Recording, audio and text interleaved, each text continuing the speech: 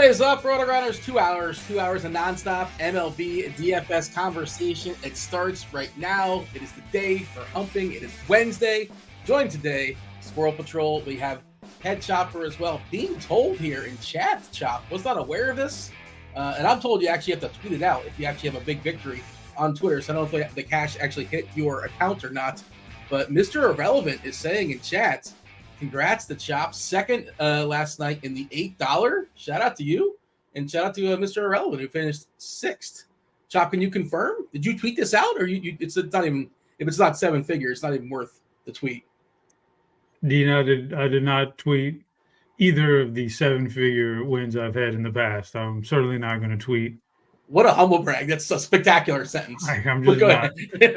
I've never been into that for a lot of reasons, Dean, for a lot of reasons. You don't want people hitting you up like, hey, Chop, I got a business idea. I mean, there's that. There's the fact that Uncle Louie. It's been a long time. When I first got into when we first got in here and we,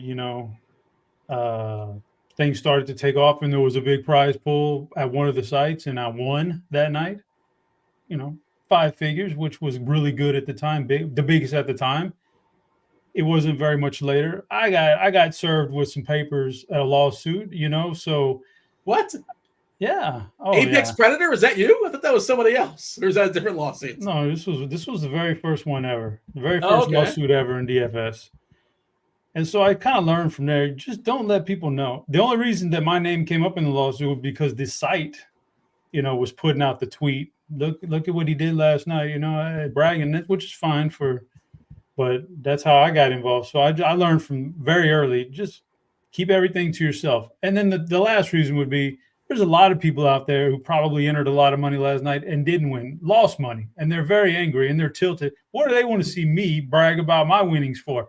They're happy for you, but the people who are tilting, they're not happy. They're not happy for me. They don't want to see that garbage. So I just keep it all to myself, Dean. But speaking of that garbage and tilting from last night, crunch time comes on. Remind me, we got to talk to Roth about the weather thing last night. Yeah, I mean, I'm fine with it, Dean. I'm happy the thing got rained out, but some people aren't. I did not. I like to look at his mentions. This probably says more about me than anything. I like to see his mentions when things go wrong because people can be cruel sometimes on Twitter. I'm sure every once in a while you've come across something of the sorts. But he did take the L. He basically said that was like the worst night of forecast I've had in 10 years. So my main lineup had 4 White Sox and 4 Rockies, and I almost min cashed. I was very, very close. So that was pretty fun. Squirrel, did you ever? Have you ever been the similar lawsuits? Has anybody ever? I don't know if I want to get into that or you want to get into that, but I'm curious if that's ever crossed your desk. I have had around my wife's birthday time. Like I've had her come up to me and say "Hey, somebody told me you had a big win you didn't tell me about." I'm like, "Oh, yeah, I did. I didn't mention that to you." There's a lot of reasons why not put stuff on Twitter, Of course, it makes a bunch of sense. How did the last night turn out for you? Positively, negatively? Because of course, that also kind of bleeds into the slate tonight, which is so weird. FanDuel made the right call, I think, which is a sentence we don't often say. FanDuel made the right call by taking the Texas Chicago White Sox game off the board. That game starts. I should use air quotes, at 8:10. DK did not. They're going to continue yesterday's game, which they got all of, I think, 4 pitches in, and then they canceled it, suspended it. By the way, I bet overs in that game, and I guess those bets are still live. I don't know. It's still hanging out in my sports book, but but that's a different conversation altogether. But we're probably going to be guessing as far as, because that game has to end, a new lineup's set to come out in 3 hours. I don't think that's going to happen on DK, and it's going to be, I'm curious how you guys are handling that. FanDuel dropped that game, but do you have a plan of attack for that, Squirrel? We can sort of look at the lineups in the first game, same as it was yesterday, and kind of guess maybe this guy rests, or if this guy's out, he's definitely going to be in. Like whatever the catchers you can always figure out, right? But we might get a surprise, is all I'm saying. Yeah, it's a total clown show from all ends, right? Because they shouldn't have started the game in the first place. Actually, in Roth's defense, the teams or whoever is making the call before before I guess first pitch, dropped the ball as well because like they started the game 4 pitches in, had a rain delay, then like postponed the game until today. There's all kinds of crazy rules because it was like not a rescheduled game. It is. It's a suspended game because they're keeping the first 4 pitches. And like there's rules about like for like sports betting. I think like the game's got to be complete within 24 hours of like they could be in a race against the clock. I don't know. Yeah, it's a clown show. And I agree. Like we're probably not going to have lineups for the second game, the game we care about. I don't even know who the starting pitcher is going to be. I've seen different things. I've seen Sant and I've seen Flexen. But so yeah, it'll be a game for the bold. Like I agree. Like FanDuel made the right call. FanDuel used to have this game 2 double headers, and they would like give the stats from the first game to the guys in game 2, and then they would unlock them at the wrong time, and you see like ownership percentages before the lineups. It was a mess. But yeah, they thankfully removed the game from the slate. DraftKings did not, so yeah, it'll be for the bold. Yeah, we're expecting Al Leiter's kid to throw baseballs at least tonight. The pitchers we think we know. Jack Leiter throwing baseballs for Texas. Touki Toussaint's supposed to be starting for Chicago. They're saying the long man is probably going to be Cool, assuming he doesn't pitch in the first game. I guess kind of keep an eye on that. Not that I guess that doesn't really matter. You're not really going to play Chad Cool on this slate, but yeah, and I'll sort of keep an eye on to see when that. I guess the game starts at 5:10, I think. So I think the game she's starting right now, basically, and we'll see how fast they're going with the pitch clock. Games go a little bit faster these days, but they're not going to immediately have lineups for the next game once the first one ends. I wouldn't think. There's a little bit of time in the middle, so it'll be an interesting time crunch. Chop, do you have a strategy for this? How to handle it? Because it's not the end of the world if you're playing like Corey Lee or whatever. Actually, Corey Lee probably doesn't play in game 2 because he's catching in game 1. I'm guessing, unless he DHs, he probably doesn't. But you have a strategy for this, Chop? Yeah, I don't know how you get away from it. I mean, there is no real strategy. Like I would say, day in and day out, when we look at the lineup HQ, they're probably. I'm going to go out on a limb here. I don't know the actual number, but it seems like we're close to like 95% in predicting lineups from Lineup HQ, the people who do it behind the scene. They're very good at it with the lefty-righty stuff, who's on the mound, all that. They got it all down to a science almost. So I'll go by that until we get an actual lineup. If this was just, for instance, just throwing a scenario out there, if this was Atlanta versus Milwaukee and Peralta and Sale were pitching, oh, that'd be easy. I could scratch both the offenses completely, X all the hitters out. Wouldn't worry about it. Easy game, but that's not the case. It's actually quite the opposite here.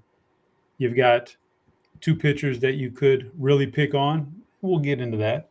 But 2 pitchers you can really pick on, so I don't see how you scratch these offenses off. You go by RG, they're pretty good about it, and until you get an actual lineup, then you have to go back and adjust. It sucks. I don't like doing it, but that's what you got to do. Looks like the game just started back up again. I guess Flexen is still out there. He did throw 4 pitches yesterday. So yeah, he's still out there. We got a man on right away for looks like Semien might have reached base. Heaney. Well, wait a second. Oh yeah. Okay, it's Flexen that's filling in. All right. So yeah, Crochet started yesterday. Of course, they're not going to throw him back out there again. And again, I think that the best guess, we currently have Corey Lee projected. My guess is he's not catching both games. So I would just, not to override what they're given as far as the projection. And generally, they're really, really on top of this stuff. But this is kind of a special situation. I guess he could DH. But that's kind of where we're at right now. Typically, you can sort of guess the catcher's Heim is catching the first game. So my guess is he doesn't catch the second game for Texas, the one we're concerned with on DK. But and it's also possible we get lineups at like 8:05. So you got to be on top of this stuff. I did go ahead and drop the weather. Lots of weather issues. Nothing really alarming, and most of it is earlier. LA and Detroit, orange, yellow. I'm not sure when that game goes. That might be a 6:40 game that's not on our slate. Boston, green. San Diego, St. Louis is yellow, green, yellow in Chicago, and it's yellow, green in Colorado. It is also Wheel Wednesday. It is Wednesday. So we got to hit the wheel, hit the button, hit the avatar that's dropped in the Discord to get yourself eligible to win a week free of RG Premium. RotoGrinders.com/Discord, live stream chat channel. If producer Steve has not dropped the link just yet, I would imagine he'll be dropping it momentarily. Just go ahead and hit the avatar right where it tells you hit the avatar. He'll take your name and throw it up on the wheel. We'll spin the wheel later on in the show and give away a week free of RG Premium. Maybe two if we hit a certain threshold for likes. That'll be at Steve's discretion. All right. Sorry. I just want to throw in like a note of clarification on the White Sox Rangers situation. It's like you often go into slate lock not having a lineup. The issue with this game, just to be clear, is there's a good chance that game is going to lock because of the flexible start time before we have lineups. So we won't be able to late swap. Like we won't get a late lineup and then be able to late swap. So that's why it's a little bit risky. I just want to make that clarification. So we just kind of talking about lock. Like, well, yeah, we might not have a lineup by lock. Like we might not have a lineup by the time that game locks, which is a very rare situation. Thank you for clarifying. Yeah, I kind of implied that, but I did not straight out say it, and I should have said that. But yes, that's the big issue. That's the big hiccup. It was a 10 o'clock lock game. Who cares? Whatever. At some point, you'll figure it out later on. But yes, as of right now, and every once in a while, DK kind of slides in and sends you an email, but I feel like it's probably too late to get that email at this point. I think we're beyond the point of return. We've hit 88 miles per hour, and you really can't do it at this point. Maybe they can. I don't think they will, though. Producer Steve is telling us 100 likes. We get to 100 likes, we get we're going to give away 2 individual weeks of RG Premium. To be clear, that's not just for baseball. It's football, baseball, basketball, hockey. It's the whole deal. Every sport you could think of. PGA, MMA, of course, NASCAR is a la carte. Okay, so 7-gamer on FanDuel, 8-gamer on DK. Sproul, you want to give me the overview? We have another 2 terrible offenses, 2 shaky pitchers, and Coors did its thing last night. I kind of stayed away, and I felt okay about it for a brief period, and then I did not pretty quickly. It's like, oh, well, the 10-9, the Marlins put up like a 4 or 5 spot in the 9th. Give me a screenshot as far as the slate. How you seeing it? Yeah, so it's we got some big strikeout pitchers, right? We got Chris Sale and got Freddie Peralta. I think they're probably going to be the chalk. Sale's got a tough matchup, and we'll kind of get there when we talk pitchers, but I don't necessarily like the idea of being over the field. I think every team's got an implied run total of at least 3.5 runs. And then we got a bunch of teams like in the 3.5 to like 4.8 range. And then we've got the 2 teams in field, the Rockies are like a 5.8, Miami about 5.2. That game total is, I guess, 11. And then Texas has a pretty good one if you're on DraftKings as well. They're like at 5.2 as well. And it does look like it. There was some question because I was looking at a DraftKings line for game 2 that had Chris Flexen starting, and that's now gone because Chris Flexen is pitching right now. So it probably is going to be Tuki Toussaint. Just if you're thinking about playing that game on DraftKings. But yeah, so some good offenses. It's really more like we've got some offenses that are in good spots more than really good offenses, right? Like we don't have the Yankees to pick from. We do have the Dodgers, but they're facing Corbin Burns. So it's a tough slate. I think it's made even tougher with this wrinkle of Texas and Chicago, and there's a lot of directions we can go in. I want to get the chop, I want to get his overview, but I do want to ask you, Squirrel. No Lewis. So no Lewis, no Buxton for Minnesota. He's a tough matchup for Sale. Does that make his matchup easier for you? Really impatient lineup, except for the back end, 6.1% as far as walking collectively, according to Plate IQ. K's at 23%. So you got some strikeout guys there. Now, I think Wallner kind of skews that a little bit in the bottom. But does that make Sale? I mean, I'm just going to play Sale. And, I know he cost me money and all that kind of stuff. He's 40% owned. We'll talk about that. And I understand why you'd want to consider maybe getting under the field. But I think the matchup's a little bit easier with no Lewis. Obviously, no Buxton still hanging on the IL. Does that change things for you? You saw that. I wasn't sure if you saw that or not.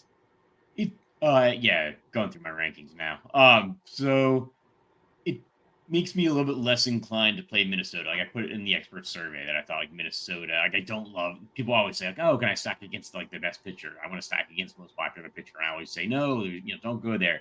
Tonight's a night you can go there more than others, but I am a little bit less inclined to do that.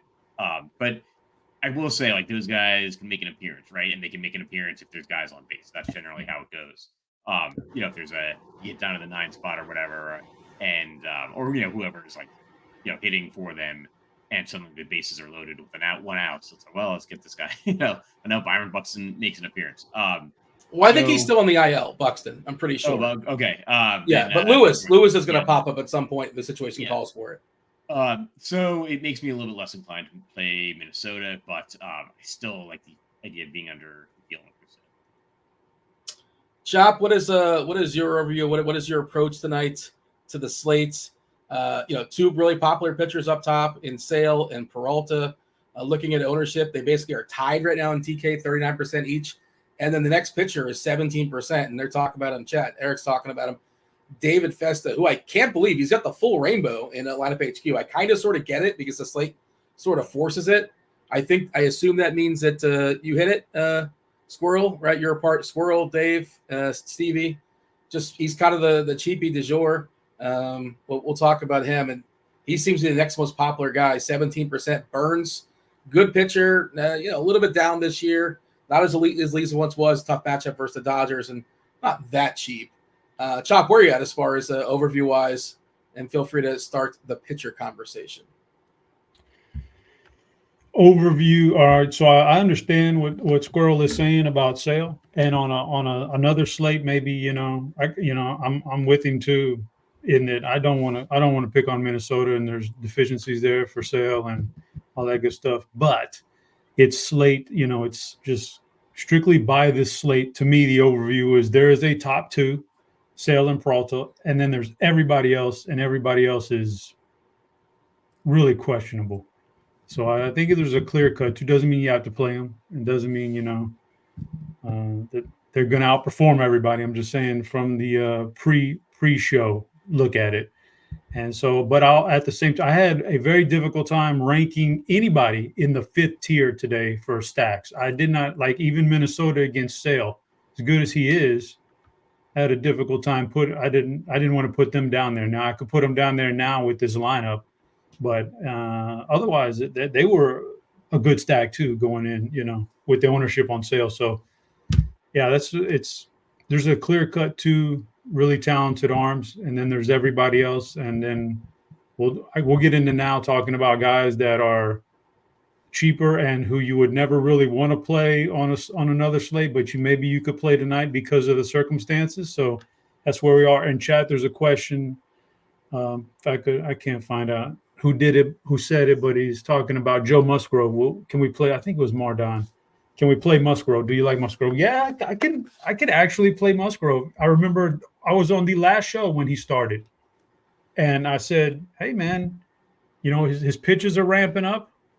He had a couple starts. They were okay, but the pitches were down, but they were ramping up. You could see it, and he had a matchup with New York. And I was telling Dean, I think we can play him, and Dean was like, "You can't play him. He's only going to throw 80 pitches." And he went out there and absolutely broke the slate. So, yeah, you can play Musgrove. Why not, man? I think is that the way I sounded, too? He only threw 75 pitches. And I just couldn't crushed. how crazy when you're just absolutely obliterating everybody, you don't need to throw a lot of pitches. But, yeah, he's definitely in the mix because they are willing to stretch him a little bit now if need be. I'm not scared of the Cardinals. So, yeah, Mardon, to answer your question, I would definitely be on Musgrove tonight because there's not a whole lot of other options that are like I would put him closer to Peralta and Sale than just about anybody else on this slate as far as like raw talent, maybe, except for maybe Corbin Burns. And he's got the matchup with the Dodgers that isn't so great tonight. But because of this slate, Burns is still in play also.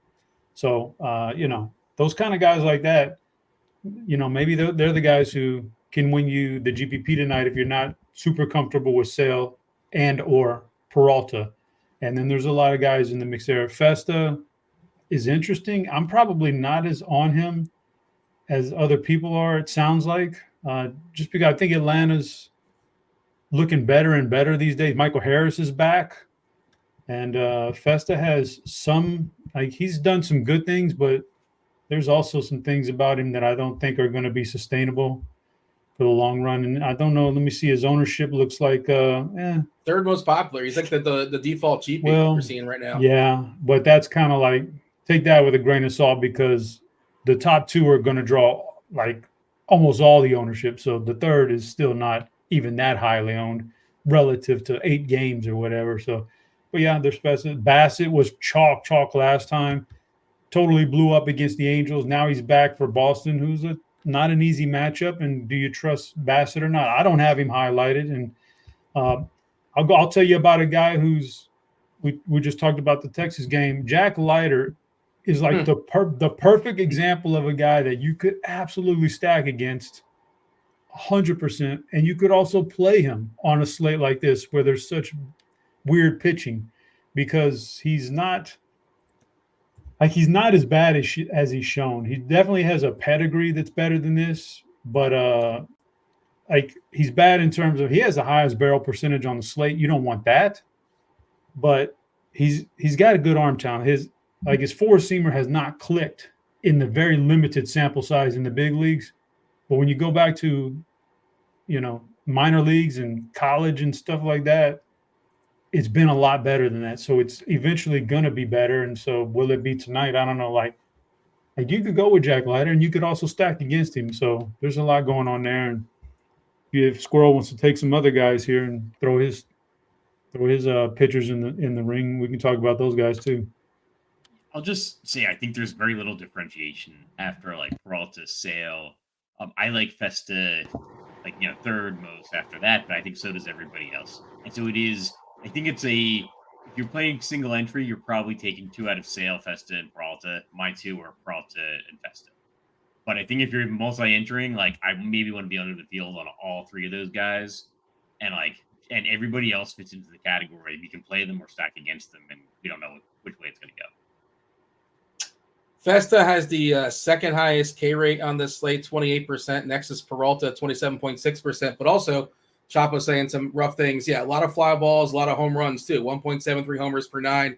That's a 16.3% homer to fly ball rate, which is not terrible. By the way, people were giving me a hard time yesterday about mushing Whit Merrifield. Oh, he had 4 hits. And then I doubled down on the mush, and he went 0 for 6. That's hard to do. You can't even actively try to go for it. If you want to go for 6, you can't even actively do it most games. But he did it. Nobody said, hey. Well, no, but you have to get 6 at-bats. That's the hardest part. I could definitely go over 5. Yeah, I could definitely go over 5. You lead me off. Leiter is really, really tricky. By the way, Chop, this kind of leads into our conversation from yesterday. Not number 1 overall, but he was number 2 overall as far as big time pedigree in the draft. Born, I think, in the same hospital I was born in. We were born in the same city. Of course, he's the son of Al Leiter. Al Leiter, I presume, must have been on the Marlins at the time. That just kind of makes sense in my head. I assume that's how that went down. 20 strikeouts his last 2 starts in the minors. Again, ton of pedigree, but in his cup of coffee so far in the majors, he's been absolutely shellacked. He's been horrendous. He's been terrible. He can't be as bad as a 16 ERA, obviously, giving up almost 3 homers per 9. It's small sample stuff. It's just 9 innings. And he's facing the White Sox. But I do think, and that's why we were talking about it, I think Leiter is interesting, and I also think the cheap White Sox could be interesting too. Luis, and the White Sox they'll rest players, here and there because they're not. They're 70 games behind 500. Literally 70 games. That's not like an exaggerate. That's not hyperbolic.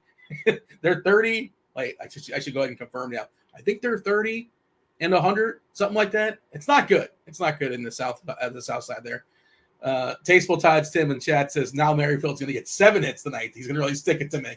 Well, I'll tell you something. Stack Atlanta if that's the case. 7 singles, maybe 1 double. He'll get like a blooper over the shortstop his head or something like that.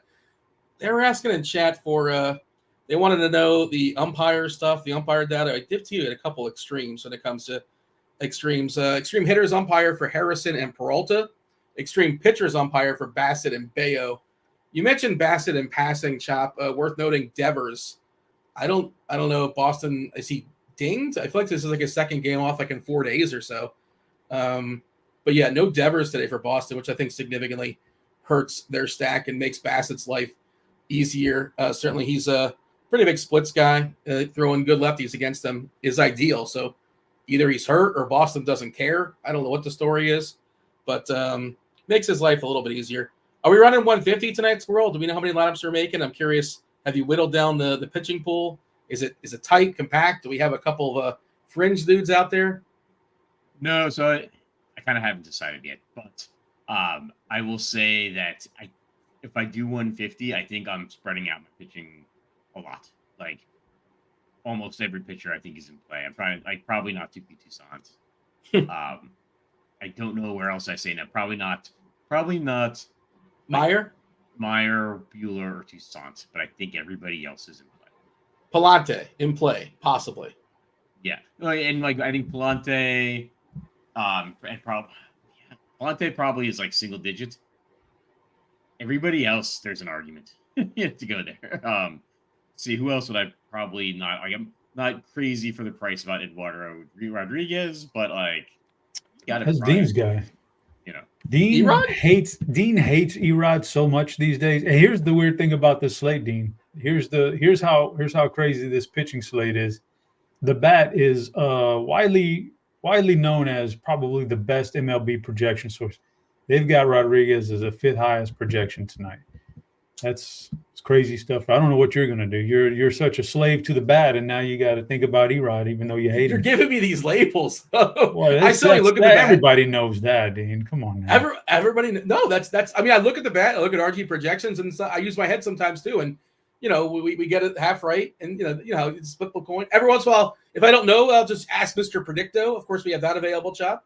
I got a magic 8-ball if I'm really in a pinch. You never really know. These are, we sample size this out 1,000 times. We figured out the best route to take. I thought you were going to say the one player I hate. There is a pitcher I do not like tonight. I shouldn't say hates because I'm sure he's a nice fella. But Walker Bueller, like I saw Eric asking about Walker Bueller. There's no chance I'm rostering Walker Bueller. Like, what? Why would I do that? Baltimore's got a good lineup. Bueller, he's shaky as far as throwing strikes. When he's throwing strikes, he's not missing bats. I don't know why. Did you say he's in the pool for you, Squirrel? I don't get it. I don't see the Walker Bueller argument.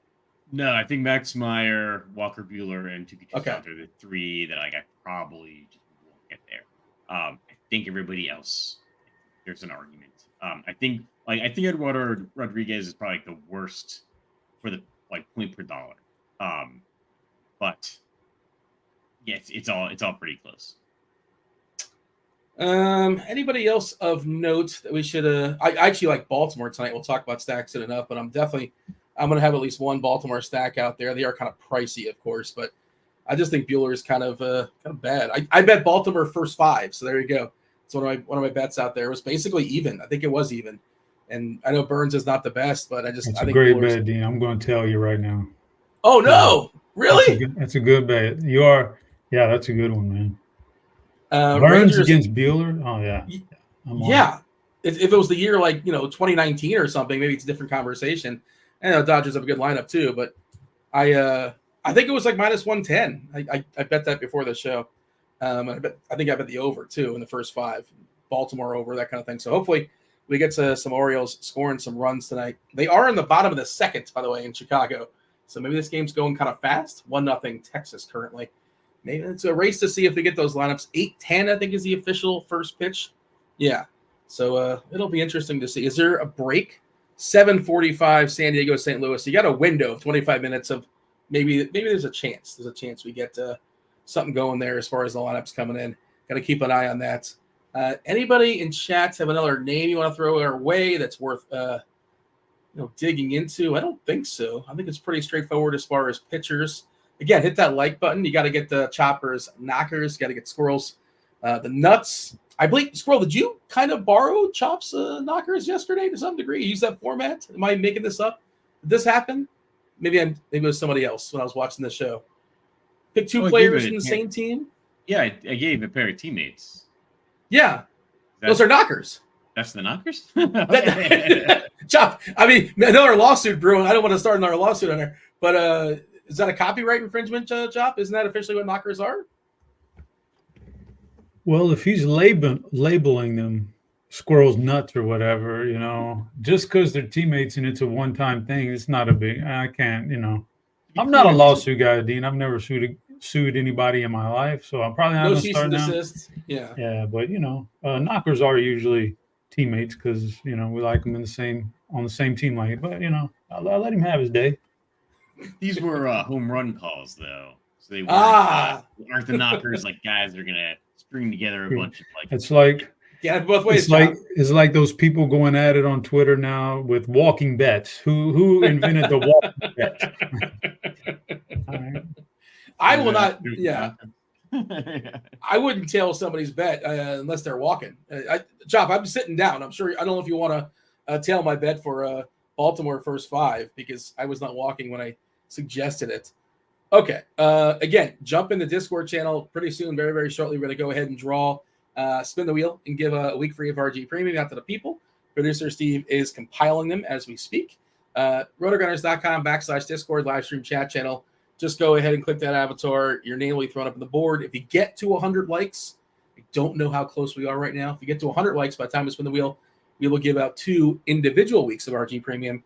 Buying a little bit of time, we should tell you guys, hey, if you don't have success with the wheel, just go ahead and buy RG Premium. Why not?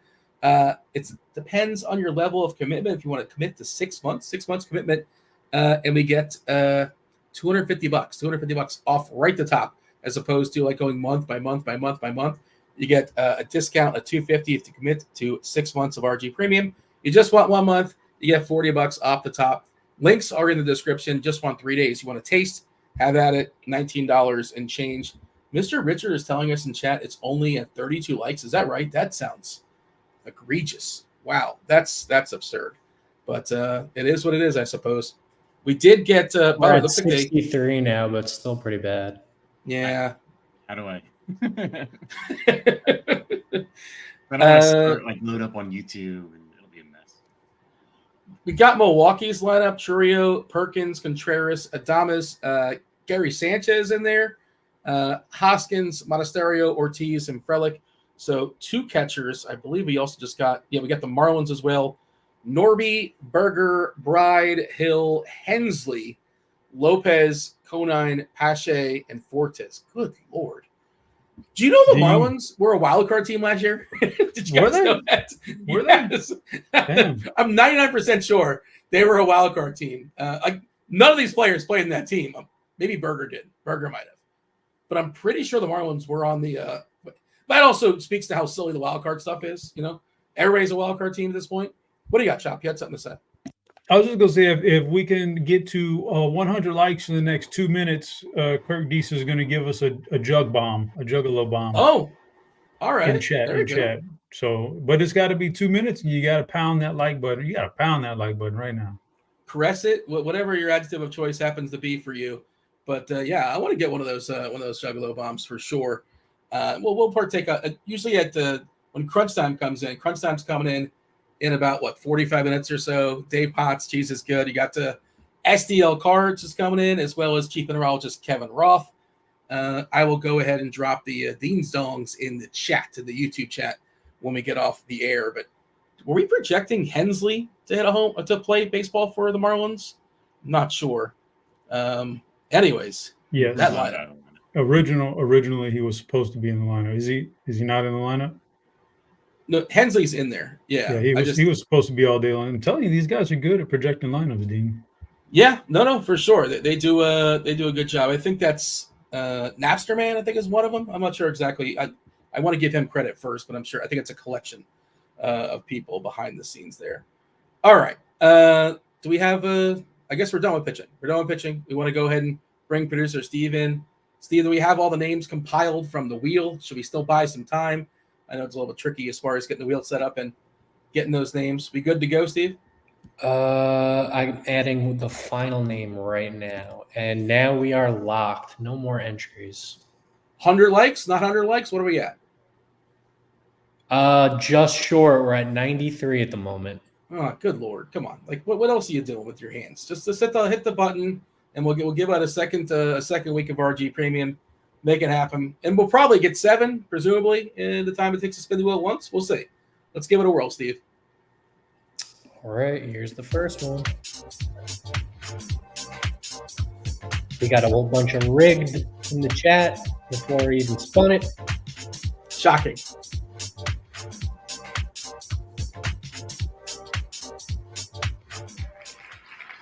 That's Desi. Okay. I feel like this one hasn't won before. This person hasn't won before. I think they're new to the Discord. So definitely not rigged then, right? Definitely nobody can say it's rigged. Oh no, they're saying it. No, you can't. Let's check the likes quick, and we hit 100. So we are going to get a second spin. I'll remove him or her, shuffle it up, and here's the second winner.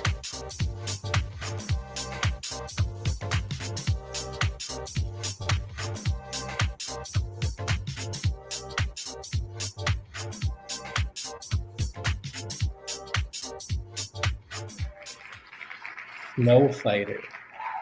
All right. I will take them both in Discord.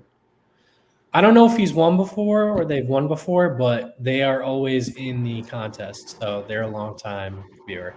Hey, chip in a chair. You gotta pay to play. If you're participating, that increases your chances to win. Congratulations to both y'all. Either producer Devin or producer Steve. Someone's gonna slide in and juice you up and get you a week free of RG Premium. If you already happen to have RG Premium, they'll extend it by a week. They'll give you a week free of scores and odds. Dealer's choice. All right.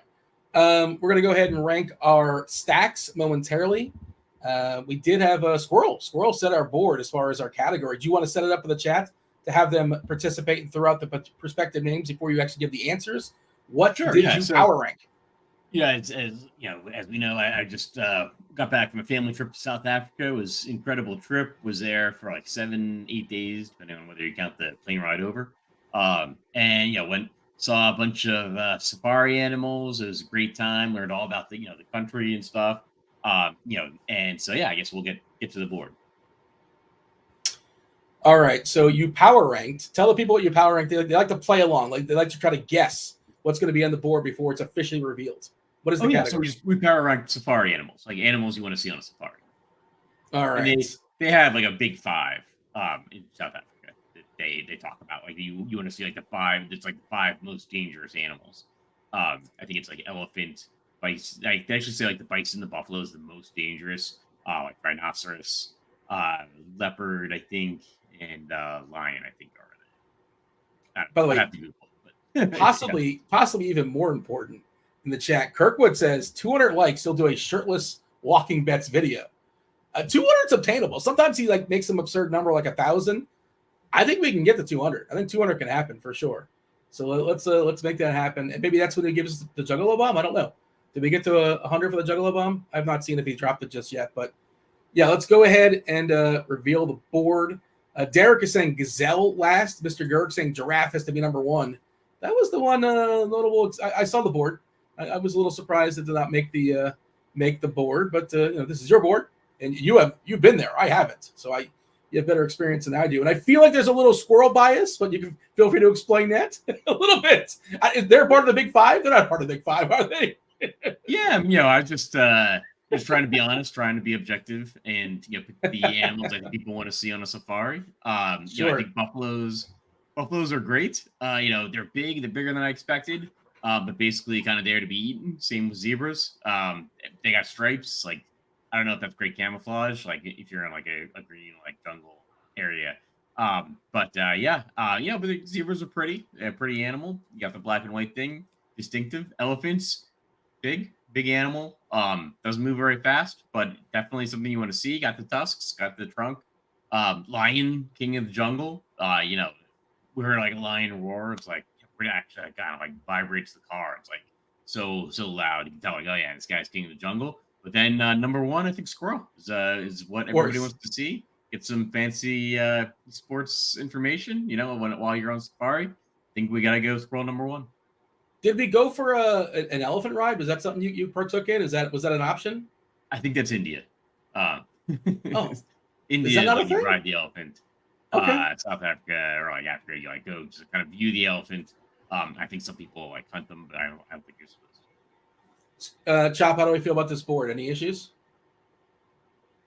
Well, I have 0 safari animal experience, so I'll defer to squirrel, and like maybe those South African squirrels hit differently. Maybe they're differently than the American squirrels. And Dean, to not know that the elephant riding is India and to just pin it on South Africa is very, very. There's a lot of, I don't want to call it racist, but my goodness, Dean, When I was a kid, I went to Goodness Lion Country Safari in South Florida, and there was an elephant ride. I don't think India has the monopoly on Everybody horse knows it's just India. It's just India, riding. Dean. Everybody knows it's just India. I bet you there's more than one continent. I can get somebody on an elephant for the right price. I feel like it might be like Power Rankings, probably the most popular place. Yeah. But there was a joke in there, but I bypassed it. The elephant Yes. on a Friday night thing, but I'm taking the high road here. Classy chop, turning over a new leaf. All right, let's go ahead and power rank our teams. Toronto is the very first game, taking on Boston in Boston. Bayo versus Bassett. We did mention for Boston, no Devers. Chop, I don't know if you know, you won the coin toss backstage. You're going first. Red Sox have a 4.9 total. Toronto's got a 4.3 total. Where do we have Boston and Toronto on the board? This is just a very unexciting, uneventful game for me here. I've got Boston in tier 3, Toronto in tier 4. Not necessarily, both pitchers can get blown up, Bassett and Bayo, but they're both fairly solid. I don't know how much I want of those two guys in my lineup, but I don't know how much I want to stack against them either. So I've got them Boston in the Elephants and Toronto in the Zebras. All right, Squirrel. I was Googling more elephant stuff. Apparently, Thailand, it's game. You can ride an elephant in Thailand if you want. We have Boston with the elephant, Toronto with the Zebras. Any issues here, Squirrel? I'd move Boston up one tier, I think. I think, not having Devers in the lineup is not ideal, but like Jarren Duran been on a tear. Maybe it's just me. I haven't looked it up. It seems like every time I look at a slate, he's hitting a home run, stealing bases. So I'd probably move Boston up a tier. They're cheaper without Raffy Devers as well. So that's something you may want to keep into consideration. But it's pretty much this. But I just move Red Sox up here. It's been weird. The depth at shortstops has not been as strong as it's been throughout the season. With the Witt playing earlier, both Cruzes I believe were playing earlier. Tovar, of course, banged out a couple homers last night. We still have Gunnar later on. We have Lindor, but not the same depth. I think Hamilton's pretty interesting in the 2-hole. Casas. Love the lefty power there with Bassett. I'm going to go ahead and agree with Squirrel, although I do wish that Devers was in there for the Boston stack, but it does make it cheaper. So, yeah, let's move Boston to Lions and keep Toronto in Zebras. Atlanta, Minnesota, 7.5 total. David Festa, pretty kind of, I say that the default, SB2 possibly, if you're looking to save some money. Taking on Atlanta, Chris Sale. Biggest K rate on the slate, not a conversation, 32.7%. Next guy is Festa, actually 28%. The two biggest K rates happen to be in the same game. Squirrel, where do we have Boston? No. Where do we have Atlanta and Minnesota? No Royce Lewis, if you missed that earlier, and still no Buxton. Yeah, it's a really weird one because we have two pitchers who are going to be really popular on the slate, and so the game's got a decent total. It's 7.5 total, kind of surprisingly high. I feel strongly about these teams, but I'm oddly going to put them both in elephants. Just because I think you can play either team, but it's more of a contrarian play. But you're getting some leverage there too. So I think they should be well represented in multi-entry sets. But I wouldn't go out of my way in single entry. They're probably too off the board playing single entry. But there are teams I'm interested in being over the field on. So I'm going to put them in the elephants and assume that's surprisingly high. The other counter for Minnesota, you talk about Royce Lewis coming in, when Sale comes out, and he doesn't get blown up very often. And I guess the one route is Sale just gets blown up and who cares as far as their pinch hit stuff. But if it's a standard game, Kepler comes in and probably takes Margot's spot. Julian comes in and takes Farmer's spot, right? Lewis is still lurking. There's some pinch hit stuff. But again, if it's 9-1 and Sale just doesn't have it, maybe Minnesota doesn't care. And that's what you're shooting for, right? Ricky Bobby style. Chop, what do you got? Atlanta and Minnesota both are currently in elephants. Would you move either team? Minnesota, I do have in Zebras. Chris Sale's got the highest swinging strike rate on the slate. That's a sign of a really good pitcher who can get it done in the playoffs. So he got that going for him. So I got him right there. Atlanta, Just like he kind of reversed me on the prior one and moved him up, I kind of had Atlanta moved up a one because Festa is going to be 20+% owned. We've got he's got like 36 innings of sample size in the big leagues, so the numbers kind of don't mean as much to me, even though they're pretty solid. But one thing that does stand out, he will give up fly balls. He's a fly ball pitcher, and the weather is it's not a huge thing, but there's a little bit of a lean towards some home runs tonight out in Minnesota, and that stadium can be conducive to home runs. I just got them bumped up one tier. That's all. I actually am going to break the tie. I lean with the chop on this one. Let's move Atlanta up. I do like the leverage you're getting against Festa, and I think he's certainly worth his ownership is currently justified, but he can absolutely give up 3 homers as well. Like, that wouldn't surprise me either. And I would move Minnesota down as well, which producer Steve already did. So Chop, if you're scoring at home and you got those 2 correct, I think you're up 2-1 for a score. I know Bobby likes to play the home version of this game. He likes to keep score, but I don't think it matters to most people. But there you go. Nothing personal, but I'm agreeing with Chop on this one. We shall move on. Chop, you are up next. We now have no teams in elephants. Maybe we will now. San Diego, St. Louis, 8 total. Musgrove versus Palante. St. Louis, the slight dog here, plus 106. Pretty good weather. It's hot, 88 in the Lou, but for whatever it is, in a small sample size, I guess. Well, 61 games, a slight hit in homers, slight hit in total runs, according to Weather Edge. But again, it is 88. Slight breeze coming in from dead center, 3 miles per hour. The dew, I know you're a big dew guy, Chap, is 73. How do we feel about the Padres and the Cardinals? Weird game here. I've got the Cards in zebras. I could definitely see them being ranked up a little higher, though, if you think Musgrove is going to get blown up, which he's prone to do. But I think he's a pretty good pitcher, just finding his way back. Don't trust the Cardinals lineup all that much. So I'm going to put them in tier 4. San Diego, for me, is a tier 3 team. Palante is not great, but he does just enough to suppress stacks for the most part. And San Diego is they're not like off the charts, this big, strong, powerful offense. And he doesn't give up, like, just enough not to give up massive stacks against him. He's got like a 22% fly ball rate. That's typically not good for stacking against. So I got him in tier 3, just kind of neutral. Yeah, he seems tough to stack against. Like you said, 10.5% homer to fly ball, 0.62 homers per 9 with that fly ball percent less than 22%. But he's also not going to strike you out, and he will walk you as well, 9.1% as far as walks. What do you got here, Scroll? Feel free to correct Chop or confirm where he's at as far as St. Louis and San Diego. Yeah, I'm actually going to concur on both teams. I feel like this is the most blah game on the slate. I don't have like particularly strong feelings about the pitchers. I don't have particularly strong feelings about the hitters. It's just like an even money game with an 8 total. I mean, it feels like both teams are going to score 4 runs, and that's it. So yeah, I'll leave both where they are. All right, you got the task of setting the table here for Texas and Chicago. Again, this is only DK, not FanDuel. They are in the bottom of the 3rd. It's 1-0 at Texas, so the game is moving along briskly. We're expecting Jack Leiter to take on Touki Toussaint. That's the presumed starter for Chicago. It is a 9 total currently, and Texas has a team total above 5.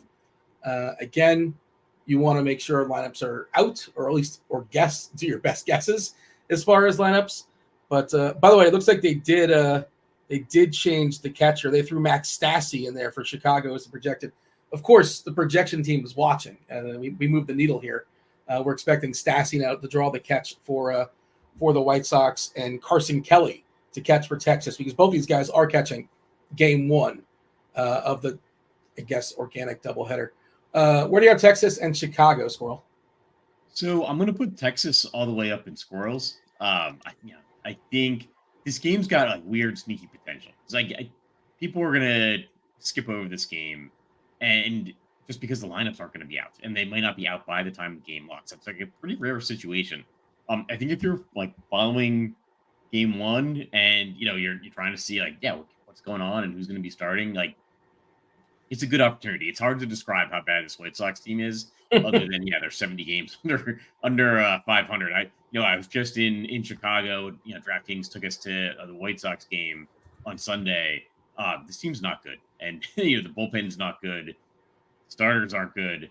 I would and Texas being the road team, there's a possibility they just start hitting and just keep hitting the whole game, and kind of Did they sit you on the field? You better have got some sweet seats. I can't imagine it was a big crowd. It was in a suite. It was like okay.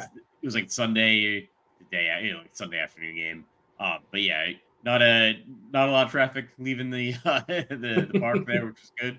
So I had a flight to catch. But yeah. So Texas up in squirrels. White Sox, I'll actually put them having a hard time between Lions and Elephants.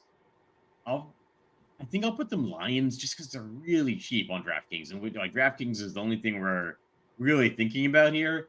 And you've got some cheap hitters. You've got like Andrew Vaughn at 3,500, Luis Robert at 4,100, Benintendi at 3,000. Like, I know they're bad, but they're too cheap, and they're not going to see a ton of ownership. So they're actually a good team to kind of pair with. Like, if you're doing like a Chris Sale, Freddie Peralta combination, you could do worse than the White Sox. Sosa's really cheap at a rough position, second base. We don't currently have them projected, but Vargas is cheap and Jolks is cheap. Both those guys are really, really cheap, and they actually have some power potential. Again, don't know if they're going to play or not. And that's the other thing, Scroll, you kind of alluded to it. People just might scratch it out and say, well, I don't want to mess with it. I have plans. I got to go to dinner, yada, yada. You can get a really good Texas team in this matchup, and they can put up a 12 spot, and nobody has them because they're just like, I don't want to deal with that nonsense. Like Seager probably plays. Probably plays. Most of these guys are going to play. Chop, any issues here? Texas all the way to the top for Squirrel. And we have Chicago hanging out with the Lions. Yeah, no real issue. I'm not going to, Leiter, I think, is, I've said it earlier, he's the classic. You can play him and hope he gets back on track, or you can stack against him big time. He's got the small sample, grain of salt stuff, but he's got the highest barrel rate on the slate, and that's not good for a young pitcher. So I can get behind either one of these. Yeah, those are fine. Yeah, he really corrected himself, at least the last couple of starts in the minors, and you can argue he's basically facing a minor league team tonight in Chicago. But the other argument you're saying is I agree with the thought process of get over the field on Leiter and get over the field on Chicago. Like, just play both sides and root for variance, and hopefully the White Sox don't put up like 3 or 4 runs. Either 0 or 10 or something like that. I kind of like that idea. All right. Chop, you are up next. We're probably going to have time for questions, by the way. We're moving along so swimmingly. Let's see. How many games do we have left? 1, 2, 3, 4 games. Crunch time coming in about 20 minutes or so. Do with that like button. We got to get Chop's knockers. We got to get Scroll's nuts as well. Also, I believe, is Kirkwood still lurking? If he gets 200 likes, I don't know if he's not going to back out from this. He's not a man that would do such a thing. That's not his character. 200 likes. He said he would do a walking video shirtless and give us some pics. So I don't know where he would post it. Probably on the Twitter, I would imagine. But all right, let's keep doing this. 20 minutes. We got let's see, Dave Potts coming in, as well as SDL cards, and you got Kevin Roth. Do you want to give a refresh to the weather stuff? I don't think there's anything too dicey that's lurking. I will drop this in chat. Read it at your own leisure. Up next, Chop, you got the Giants. This is kind of the blah game to me, I think. We'll see. Giants, Milwaukee, 8 total. Freddie Peralta versus Kyle Harrison. Milwaukee, pretty heavy favorite with Peralta on the mound. Minus 166. Chop, where do you have the Brew Crew and the Giants? There's lots of places to go for like low-owned stacks tonight. I don't think that's going to be an issue. So I kind of don't need to press San Francisco in there too much, just because their leverage off of Peralta. Although I could see it, but I don't need to. So I got those guys all the way down in tier 5 Buffaloes. Somebody's got to be on Buffaloes, man. So let's go put San Fran there. Milwaukee to me is up in Lions. Kyle Harrison, just a marginal pitcher. There's nothing that stands out about him. On this particular slate, he's got the second highest hard contact rate allowed, gives up a lot of fly balls. That's not a good combination. Milwaukee's indoors here. We don't have to worry about weather, and it can be a pretty decent hitting park. So I got them in tier 2. By the way, Chop, I know this is breaking broadcasting rules. I don't know if you know this or not. Your Houston Astros, Arrighetti, currently throwing a no-hitter. God dang, Dean. No, You're that not doesn't do anything. supposed to say that. No, man. it doesn't do it. It doesn't matter. It doesn't matter. You're not supposed to it's say not it. real. Listen, forget about hitless ball. Forget about the no-hitter, okay? Let's set that aside for a moment. The guys. He just got a strikeout, by the way, after I said he was throwing a no-hitter. Threw 6 2/3 with 9 Ks and only like mid-60s pitches. That's phenomenal stuff right 85. there. If he can fire, is he at 85 now? Yeah. Oh yeah, he is through this inning. Yeah, I was counting last inning. If he can, that's the kind of start I want from a young pitcher, first year in the big leagues. I'm not even worried about the no-hitter, Dean, but I like the quality of the start. He's starting to piece things together if you haven't been noticing. So I like that. I'm in the actually, Squirrel, I think you're in this league too. I believe you are. Maybe it's just basketball or football. Are you in the RotoGrinders season-long baseball league, Squirrel? Are you in that? No, just football and basketball. Okay. Arrighetti's pitching for me, and I have to win this one to get to the playoffs. So let's see if I'm clutch. I'm mushing Arrighetti. Let's ask the chat. By the way. Let's set up a poll. Can you other jinxes in the booth? Is that a Chop? I don't know if you're just playing a character. You can't possibly believe that I have the ability to get Kyle Schwarber to get a base hit by saying that Arrighetti's not giving up a hit. Like, you can't possibly believe that's real, right? Or maybe you do. I don't know. Scroll, you have a thought on this? Do a reverse mush? You're like trying to jinx him so much that he throws a no-hitter. It's a bold call. We'll see. Monty must be watching the game. Says, "Wow, what a play!" I did not see the play, but I saw Marsh just flew out. So through 7, we have a no-hitter still standing for Arrighetti. 4 walks, by the way. 4 walks. It reminds me of not as egregious, but many years ago, AJ Burnett threw a no-hitter against the San Diego Padres, and he threw like 142 pitches because he walked like 9 dudes. You sure? You Google it. Was that Burnett or was that Edwin Jackson? He did it. I think he did one too. I think, yeah, for like his 17th team, he threw a no-hitter and he had a bunch of walks. But I want to say AJ Burnett had 8 or 9 walks. Fire up the Google machine, somebody confirm or deny that AJ Burnett against the Padres was in the West Coast. I think I might have missed the game or woke up the next day and saw it. But yeah, an absurd amount of pitches, an absurd amount of walks. But he did it, and then his career I think kind of fell off, kind of sort of. I think that was around the time. Well, no, eventually he landed elsewhere. That was sort of the peak of his career. We shall move on. Okay, still plenty of time to knock us out. 3 more games. We're talking about wait, Squirrel, did you confirm San Francisco and Milwaukee? You didn't, right? No, sorry, I'm looking at this Maurice Dubon catch. Yeah, he did just save. Okay. Anywho, so yeah, Milwaukee, San Francisco. I had the exact same thought process with San Francisco for putting them in Buffaloes. We need a Buffalo, and San Francisco is probably like the likely culprit. I don't know if I would have put them there, like if I was putting all the teams like beforehand on the board, but we need a Buffalo, and like San Francisco is definitely like in that kind of bottom tier. Like Milwaukee a lot. I would either keep them in Lions or I think they're Lions for me officially, but I think they're closer to Squirrels than they are to Elephants. Kyle Harrison, like a 504 career slugging percentage allowed away from San Francisco. Got a xFIP over like 5. He's just not good. He's not good away from his home ballpark, and part of that is he pitches in a really good park for pitchers.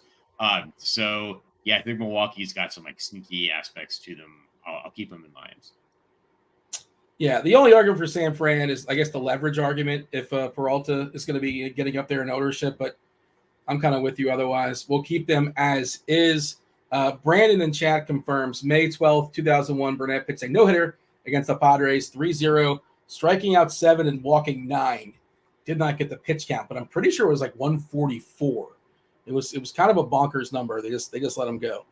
All right. We have 3 more games left. Miami, speaking of the Marlins, speaking of AJ Burnett, the Marlins are in Colorado. Oh, 129. Oh, it's pretty efficient. Michael's telling us it's 129. All right. I guess I rounded up a little bit. Meyer versus Freeland. Colorado, almost a 6 total. We have Doyle. Doyle is back in the lineup after dealing with, I think it was a leg, some body part.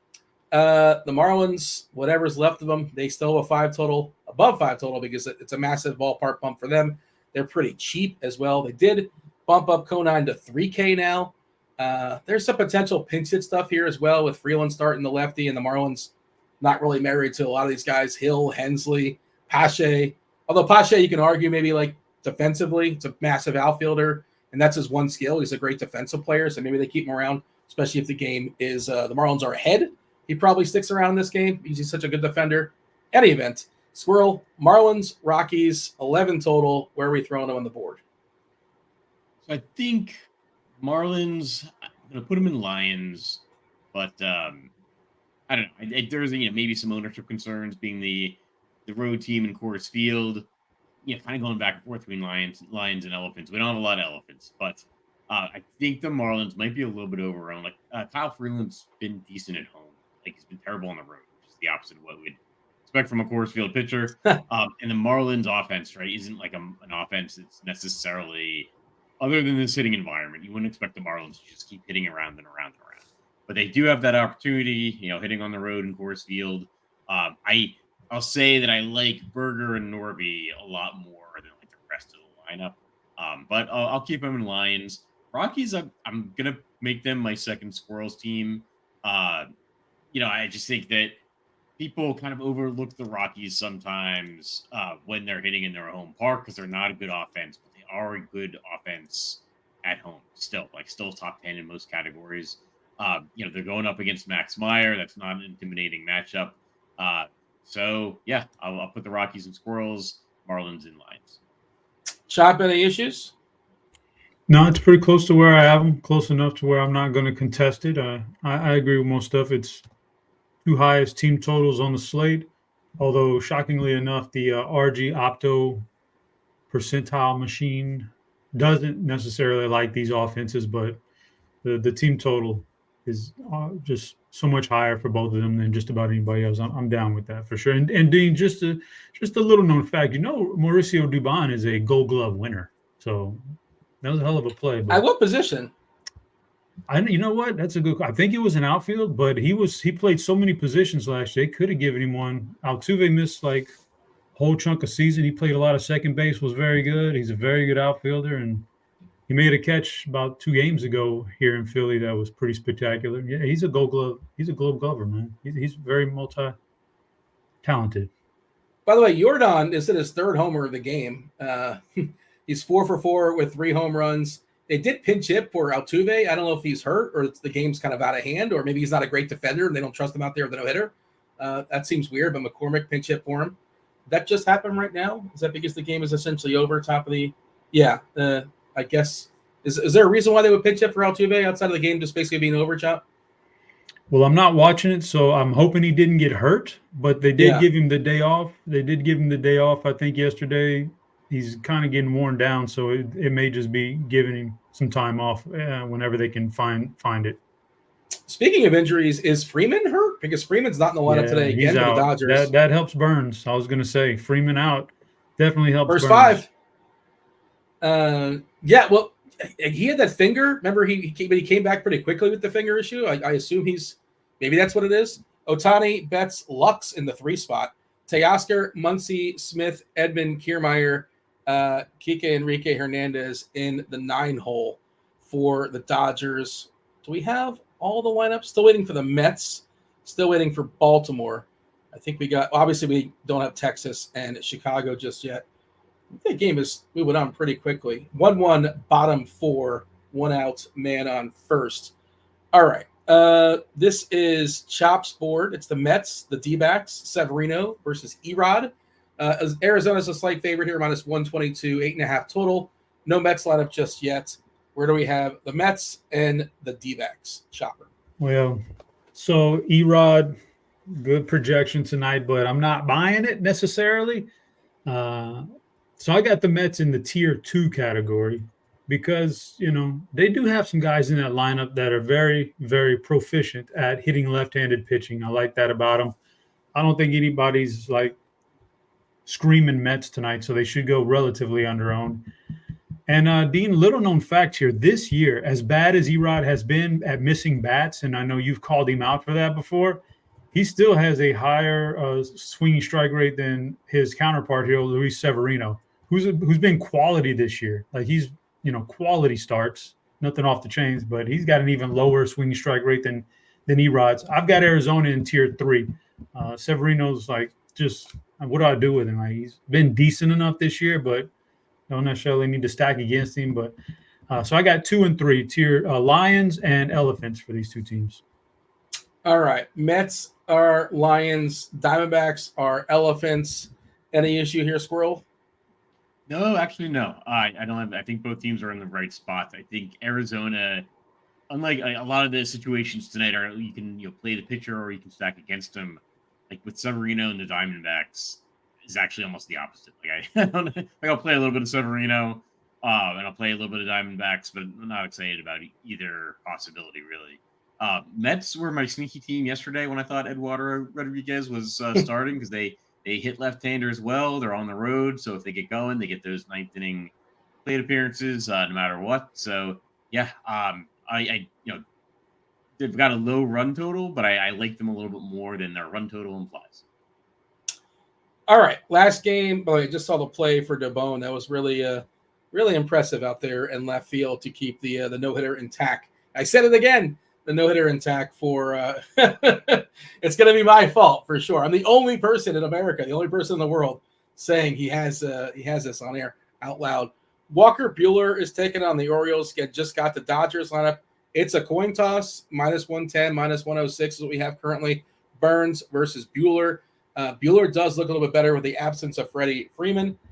This is your Squirrel. Let's close us out with Baltimore and the Dodgers. So Dodgers, I'm going to put them in Elephants. It's clearly a team that can hit. Yeah, the absence of Freddie Freeman hurts them a little bit, and they're still expensive. And then you've got that pinch hit risk, right? Like Freeman potentially coming in, and they are a team that seems like they're constantly pinch hitting guys. The lower price guys. As soon as you put them into your lineup, by the 6th, 7th inning, they're out. And they come out right when they've got runners on base. Orioles, I'll put them up. I'm going to keep them up in Lions, I think. I do like the idea of stacking against Walker Buehler. He hasn't looked like the name or the performance hasn't lived up to the name there, right? So, like the Orioles as the road team here, a little bit more than the Dodgers in terms of their upside potential. So, yeah, I'll keep the Orioles and Lions, Dodgers and Elephants. Both these teams will do that pinch hit stuff. Now that Baltimore went out and got some extra players, like Slater will come in for a lefty sometimes, and he'll take the spot of O'Hearn or the spot of Mullins. Just annoying stuff when they add a little bit of depth. Although I think Slater kind of stinks, but there's your mush for the night. Chop, we have Baltimore and Lions. We have Dodgers and Elephants. Does that work for you or not so much? I'm pretty close to that. The Dodgers against Burns, Elephants, that's fine. He's prone to sometimes have. He's not getting the strikeouts he used to, so he's pitching to contact a little more. I can live with that. I actually had Baltimore up in tier 1, Dean, because I don't know what happened to Walker Buehler coming off the injury, but he has not found it. Here's some weird stuff, Dean. He has the lowest strikeout rate on this entire slate, and that includes these guys I just talked about, Erod and Severino. He's the lowest swinging strikeout rate on the slate. 7.1%. He does not miss any bats, and one of the reasons I try to dig in and find out, but I'm not a pitching guru, Dean, by any source. But what I did notice is previous years when he was really good, the curveball was really good. Like his best pitch, his out pitch. This year, he's throwing the curveball still about 60%, which is pretty high usage, relative. And the curveball is getting absolutely smashed. It has a barrel rate of 19%, Dean, which I said earlier, Jack Leiter leads the slate in getting barreled at 17.5. So put that in perspective. His curveball, which was his out pitch, is getting smashed. I don't know what's wrong, if it's going to take him another year to get over the injury. But he does not have it right now. So I think we could stack against him every slate. In Baltimore, like everybody has said, is very good offensively. I don't know who to blame for this, but Austin Hayes just got a base hit off of Arrighetti. So the no-hitter is over. Cue the hot dog. Thank God, Dean. Thank God, Dean. I appreciate that, Dean. We don't need this guy throwing 100 pitches right now. Get him out of the game now. The no-hitter's over with. Get him out. Let's not do the Walker Buehler thing where we tear his arm up chasing 100 pitches here. By the way, I agree with you, Chop. I agree with you. I think Baltimore is my favorite team, all things considered, tonight. I'm pretty sure they're going to be my stack in my main single entry team. I'm trying to actively avoid cores to the best of my ability. We'll see. If it's just going to be so popular there, I understand why. But also those offenses kind of stink. And I just think Buehler is kind of toast. That's sort of where I'm at. And yes, I guess I jinxed it. My bad. Jinxes are retroactive to 20 minutes ago. I didn't realize that's how there's no expiration date on jinxes. The board reads as follows. Hanging out with squirrels, it's Texas, Colorado, Baltimore, Lions. Lots of teams in Lions. Boston, Atlanta, Chicago, Milwaukee, Miami, and the Mets. Elephants has San Diego, Arizona, and the Dodgers. Zebras, Toronto, Minnesota, St. Louis, and Buffalo all by itself, hanging out with the Giants. Continue hitting that like button, subscribe, turn on notifications. Crunch time coming in a few minutes. We got to give out do we have enough? I think we have enough likes for the BBP suggestion of the day, Chopper, as well as the knockers. I think we have enough likes. I believe so. Feel free to confirm. Yeah, they're fine, Dean. What am I going to keep it from them? I did the research. I might as well give it away. I mean, you hit the button. The algorithm. New York Mets, Jose Iglesias is the only one that's not in the lineup that was expected to be. So not bad. We can live with that. All right. The BVP came down. The suggestion was highly in on two guys tonight, but one of them didn't even make a lineup, Dean. Oh, Rafael Devers, I believe it was. I think it was Devers who was number 2 on the list or in the top 2. He didn't even, so it becomes an easy one. It's Vlad Guerrero against Bayo. He's going to get the BVP suggestion of the day. And then we can go to the number. What you got? You trying to look it up and double check the algorithm? No. I was just Alex Cora. Just not a fan. It's when he makes his lineup, he's not considering BVP. Like, is that not part of his process? Maybe that's why they're not going to make the playoffs. Maybe that little extra push and they could get in the playoffs. So the knockers, Dean, man, this is a tough one because I've got several candidates here on different teams. I'll go we'll go to Arizona, and I could go one of each team here let's go against Severino. Wait, right? One of each team? That's not knockers. You said one of each team? A pair from each team. Oh, I got you. I got a pair from each team that I'm really into here. Love me some knockers, Dean. I get like a team here, a team there. I'm going to go with the Arizona side, though. We're going to go with Jock Peterson, Adrian Del Castillo, who's been very, very good coming up here. Very, very solid hitter. I'm going to go those two guys against Severino. I believe that they're going to get something going against him. So that'd be my knockers out west. Squirrel, what do you got for the people? Yeah, I was getting worried about my Mets squirrel nut. I'll go Mark Vientos. And then I will go with Michael Toglia with the Rockies. So 2 stacks I kind of like. Wait. Oh, so you're straying. You're two separate hitters on 2 separate teams. Okay, I gotcha. Fair enough. Okay, Toglia batting 5th there today for Colorado. Still waiting for a Baltimore lineup, right? Has not come through. I imagine we'll get that soon enough. Angels, Tigers delayed due to inclement weather. That is not on our slate, but I guess it's worth noting for those that care. All right, we got Crunch Time coming in. We have Dave Potts. We have STL Cards. We have Kevin Roth. Let's go ahead and bring in Crunch Time right now. Or let's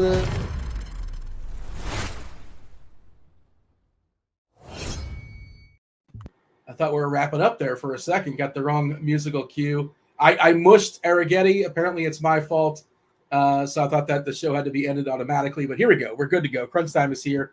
Potts, Cards, Roth. I always like to look at your mentions. It's my own sickness. I'm sorry. But how were your mentions last night?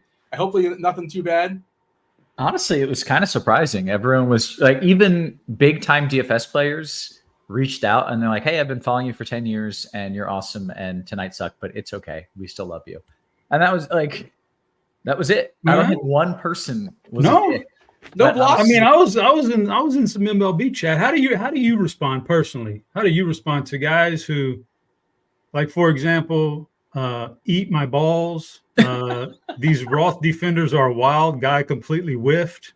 There's some pretty he doesn't see it. Now you're telling him what it is. He doesn't see that. Oh, I thought Bro, I blocked all those people. No, I mean, that's entirely, it was terrible. It was the worst. It was literally the worst night I've ever had forecasting. It was awful. But I don't know. It doesn't really bother me. I think if I got to eat my balls tweet, like, I would laugh. That's funny. You can say that. That's fine. Yeah, I mean, Roth, everybody knows you're the best in the business. You took accountability last night. You said that was the worst night I ever had in 10 years. And, one hiccup every 10 years. It's perfectly fine. I'm not upset that I had 4 players in the White Sox game, my main lineup, and I just barely min-cashed or almost min-cashed. I was right on the fringe. It's amazing. I was holding on. Didn't quite get there. Could have used 4 more hitters. Yeah, probably would have helped. Probably one of those guys would have got you the 2 points you needed. Yeah. But Roth, and we all know how much you still care about it. Like you have no actual money on this, and you're still home sweating it. Like it's a big deal to you. I like how you take it so seriously. I mean, it's my job, and I like doing it, and I want to do a good job, and I want people to tell other people how good I am at it. And when I suck, like last night, that doesn't happen. So try to minimize those kind of nights. There you go. What's that? The sign like since the last? Is the office like the 0 days since the last? We can go ahead and throw that one up. Hopefully, we can get one. We'll get 1 day after tonight if all goes well. Chop, Squirrel. We got anything else for crunch time before we get out of here and move on? No. I think, we're done, just like the air getting no-hitter. By the way, who can we blame for that? Texas and Chicago, it's moving along briskly. 1-1, bottom 5. So seems there's a pretty good chance, and I don't want to jinx it. Not that jinxes are real, but we might get these lineups. I guess they're going to sign off, but I'm sure you guys are going to talk about it. But I want to hear how Cards and Dave are handling Texas and Chicago. I guess it's kind of a fluid situation pending those lineups. But myself and Chop and Squirrel, we do appreciate you watching the first portion. Hit that like button, subscribe. Do not go anywhere. You got 50 minutes, I believe, 50 minutes until first pitch. Roth, take it away. Good stuff as always, Dino and crew. Welcome to it, ladies and gents. It is crunch time. You know the drill. Going to take you up to lock. We might take you through lock. Give you some pitchers, give you some hitters, give you some home run calls, answer some questions, give you some weather as well. Likely better than it went last night. We got Dave Potts. Cheese is good in the house. What up, Cheese? Not a lot. Not a lot. I have nothing to add to my not a lot statement. That's okay. Did you see we had an almost no hitter that Dean then jinxed, and Arrighetti gave up the no. Dean should know you're not supposed to talk about that. Yeah, and then I'm pretty sure Dean at the start of the show said Yordan Alvarez couldn't get a hit if his life depended on it. I don't know if you saw. He hit 3 bombs. 3. I mean, Yordan listens to the shows in the dugout. Yeah, right. Like, this is a known fact. Yeah, that's what they're listening to on the dugout TV. You see them with the headphones on. Like, you think you're listening to music? They're not. Yeah. They can't listen to the trash cans anymore, so they got to listen to the show. That's just a low blow. We didn't need that. We didn't need the trash can reference here. We got STL Cards in the house as well. Cards, what's up, man? How are you? Not feeling very well. We've got the old kids went back to school, so the kids got a cold and they passed the cold along. I'm sure Roth is feeling those effects as well at some point, but it happens every year. Late August, it's been about 1,000 degrees, and I've got a cold. So we're powering through, though. Feeling a little better today than yesterday, and just good to chill and watch some baseball. It's so nuts. Like, the entire world is essentially sick. Yeah. Right. For the next month. Like, it's just like there's got to be. There's probably not something we can do about it, but it's just crazy. You put the kids in school and then everybody gets sick. Everybody gets sick. And, there's nothing worse than not feeling well. And like our youngest is playing junior tackle football now. So I'm in like the 95-degree heat. I can't breathe. And I'm trying to, watch a football game. Worse for you than for the sick kids running around with their pads on. Though, yeah. And of course they're all sick too. So it just, it is what it is. Yeah. All right. Well, we do have to talk weather here. It is a kind of an active weather night here. We've got the 2 games on the early slate, which I don't know if we care about. Some people clearly do because, that matters to some degree. We got a late start announced in Detroit. That was kind of as expected. And then you've got a chance for a delay in, what was the other game on the early slate? In Cincinnati. But I don't think that's very likely. I think Cincinnati looks pretty good. I think Detroit will play after the late start. And then as we get into the main slate, it's just St. Louis and Colorado. Both are spots where I could envision a scenario where everything goes wrong and the game ends with a postponement. Both are spots where I don't think you should plan for that or act like that is at all the likely outcome. And I think you should play whoever you want and whatever you want in both of those games. All right. Is that fair? That's fair enough. There's, viable pitchers in the St. Louis game, and obviously top offenses in the other game. These storms just probably stay just southwest, and they're trying to build that way, but most models never bring them into the ballpark. So that's one of those games that I'll look at radar beforehand and, like right before first pitch, and maybe we'll have to scramble on pitchers, but I think it probably just works out. So for now, if you have pitchers in that game, stick with it. If you have hitters, certainly stick with it. And then in Colorado, it's just showers. There's just a few showers that move over. And like, unless every single shower all night goes right over the ballpark, which could happen, but barring that unlikelihood, that game will just play. So that's what I've got. That's it. Weather-wise, of course, I'll circle back and let you know what's up as things change here. But with that out of the way, Cheese, let's talk about some of the pitchers tonight. All right. It's really kind of a super weird slate. We've got Chris Sale is very obviously the best pitcher, but it's a difficult matchup for a guy that's 11,000 on both sites. And I sure play Chris Sale. But I think everyone kind of feels the same, which is for 11,000, you need a ceiling game. And a ceiling game is less likely against the Twins. I mean, Sale is good enough to have them anytime. But I can't really prioritize an $11,000 pitcher. And what that makes me think is both our ownership and the bat ownership are showing Sale and Freddie Peralta basically the same, 40 to 45% owned. I think Peralta is the massive shock with him taking half of Sale's ownership. Because you play Peralta, you can do whatever you want. You play Sale, you've got you're locked out of all kinds of things.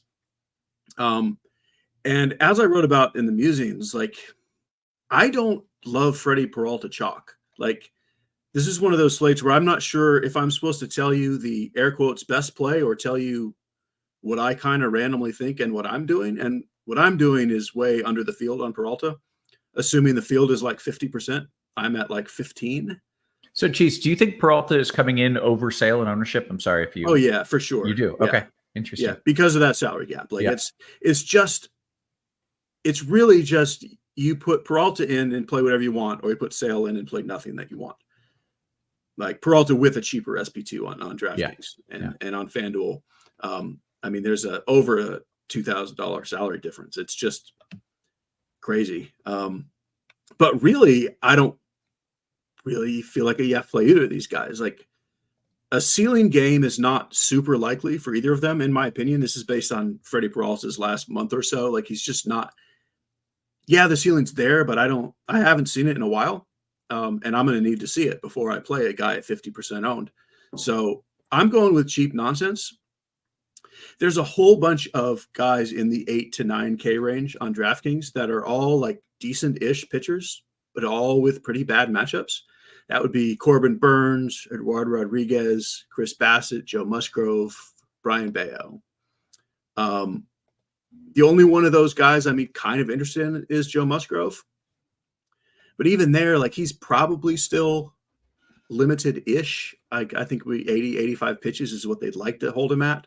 But to me, that's enough because the rest of it's blah. However, yet I still haven't even mentioned any of the pitchers I'm actually playing yet. I'm just playing cheap nonsense and just hoping something lucks. It feels like that. You give me 12 points and I'm going to be okay. With unless both Sale SP1 and 2, you're going cheap nonsense? Absolutely. Because basically Sale and Peralta, if they have a 30-point game, you're going to need it. I don't think that's likely, especially not for Peralta. And with Sale, I'm not even sure 30 necessarily does it. And those 8K guys I just mentioned, I don't think are any better than all these cheaper guys. These cheaper guys being David Festa is probably the chalk of the cheap guys, which is Again, this is another guy who probably is like a 75 to 80 pitch guy, and there's some risk. So, it's okay. He's okay. I'm playing a super weird amount of Andre Palante, Jack Leiter, and Luis Severino. There's nothing great about these guys, but there's nothing great about anybody other than Sale, who's 11,000, or maybe Peralta if he's all of a sudden Peralta again. So, like, I know Cards is going to be like, who's playing Andre Palante? Well, a guy who gets 76% ground balls against lefties, like, he's been great, real life great. Luis Severino has been pretty good. It's a tough matchup, but he's been pretty good. I have zero anyone below that, but I wouldn't even yell at you if you were playing Kyle Freeland tonight. Because I'm playing 2 cheap pitchers, I don't need to do it and risk the negative. But essentially, my big picture here is all those guys in the 8K range, your Burns, Bassett, Bayo, Rodriguez, etc., they could all go -10 just as much as Jack Leiter can. You don't think Festa is going to be chalky? I mean, if you're paying up for Sale or Peralta, you probably want Festa. And if you're going double cheap, you're probably getting Festa. Is he going to be higher owned than what we're projecting here at? Yeah, 6? I think he'll be more like 25. Okay. I think he's the 3rd most popular pitcher. Yeah. It's Peralta, then Sale, then Festa. Okay. Cards, I am wildly intrigued by this pitching slate here. Can we just play Sale and hope he has a big night? Is there something wrong with that? Yeah, so I hadn't a lot of days I'll kind of read Cheese's article before I come on air, especially when we're on together. I didn't get a chance to do that today, so I wasn't prepared for his testimony on the pitching slate. And I'm wondering if I passed some of my cold medicine to him because I wasn't expecting that that kind of a breakdown of these pitchers. It has me a little taken aback here. And hold on, I am not being quite. Hold on just a sec. So before you go on, like, I want to say, because I don't even know what you're saying, that's why I started with, I don't know if I'm supposed to tell you the best plays or tell you what I'm doing. The best plays, and maybe this is what Cards are going to say, are Sale and Peralta, and I'm not playing them. So sorry. Yeah, that's fine. This is fascinating. I love it. The logic behind it is really fascinating, and part of it depends on what you want to do with your bats. So I do think that playing both of the high-end guys together does not make sense because it's just too much of your salary cap. Like, if you play Sale and Peralta together on DraftKings, you've only got $36.50 per bat, and that's probably a little much. But if you go with, say, Peralta and Festa, then you've got $41.75. If you've got Sale and Festa, you've got $4,025 per bat. So I think the approach that I would take is to take a stand on one of them to be overweight on and one of them to be underweight on, unless you just want to be even with the field. But just for purposes of, if you want to say, I want to take a stand on one of these guys, then be overweight on one of them. I am not going underweight on both simply because I think there's too much risk of one of them having a big performance, even in toughish matchups. Mm-hmm. And, the 2 cheap guys I choose just completely tanking because, like Cheese said, the 8 and the 7K guys, you could really throw them all in a blender and, pick out a pair that has the same median projection as 2 of the other guys. So I think you play one or over the other. I don't have a strong take based on where their salaries are. I think they're priced appropriately, but I do agree that I think Peralta is going to end up with the guy that has more ownership simply because of the salary differential, and Cheese kind of went through that. So Sale's the guy I want to get overweight on in GPPs. He still has a strikeout prop of 7.5. Atlanta's been playing great baseball right now. They're still very much in the thick of the playoff race at this point, so they're going to need every pitch that they can get out of him still. Unless this series continues into tomorrow, they've won the first 2 games. I haven't looked to see whether that's a 4-game series or not, but potentially going for a sweep. So Sale is the guy that I am essentially planting my flag on as the one of the 2 expensive guys that I want to be overweight on. I don't think that the other approach is crazy. I just wasn't expecting it. Yeah. Cheese touched on Palante, so obviously watching most of the Cardinal games, see him a lot. So really impressed with him. And the splits aren't really a surprise. His stuff has always kind of played that way. I'm surprised that more teams don't line up more right-handed bats against him, even though he's a right-handed pitcher, because the extreme ground ball rate to lefties. He gets himself in trouble when he doesn't throw enough strikes. The walk rate's a little bit high, but they've shown an extreme willingness to let him go up to 100 pitches. So yeah, I don't mind Palante as a cheaper guy. I'm not in on the 8s really at all. Like Bassett, I don't like against Boston. Burns, I don't like with his recent form and a matchup against the Dodgers. I just don't see a whole lot of difference in these guys. So I'm with Cheese on that. I think you go into the 7s with a Palante, a lighter, maybe into the 8s with Harrison, I think is okay in GPPs. Harrison or Musgrove if they're around like 4 or 5% owned. But yeah, for me, it's just taking an overweight stance on Sale and then kind of darts with the cheaper guys. Okay, good stuff. Cards, I want to, I see what John did there. Throw them in a blender and play whoever you want. That's good. It's good, guys. Whoever you want. Connection. Nice. Quick question here as we start to talk about the stacks and the bats. We've got a game which is on the slate, which the lock of which might come before we get the lineups. Is that what's happening here? Yeah, it's the White Sox game. So because they only got to play 4 pitches last night, thanks to Roth's forecast, I'm just teasing. But because they only played 4 pitches last night, they resumed that game at like 4 o'clock or some goofy time. And FanDuel excluded. So and then they're finishing that game, which is essentially is playing an entire game, and then they're playing the regularly scheduled game after that. FanDuel just removed it from their slate. DraftKings left it on there, which is unusual. A lot of times they'll pull that when there's overlap of the potential start time. So what you're going to see is that game is going to lock at 8:10, and the first game might not end until like 8 o'clock. So it might be a real crunch as to whether or not we get lineups. Like if you're wanting to play guys from that game, you want that first game to kind of get moving. But right now they're in the middle of the 6th, so it's going to be close. But even when the game ends, I assume there's like a break. They're not just going to 30 minutes come out with lineups, right? They're usually pretty good at throwing lineups out there real soon. Okay, but there's a real chance we don't get them before it's probably you're probably looking at like 15 minutes after the first game ends. So in today's day and age, right, the last 3 innings of a game take generally 50 minutes to an hour. They're in the middle of the 6th. So let's say they've got an hour and 10 minutes of baseball left, right? That would put the first game at being done at 7:46 with a lock of 8:10. And if it takes them about 15 minutes, it's going to be really tight. If that first game goes to extra innings, right now it's tied.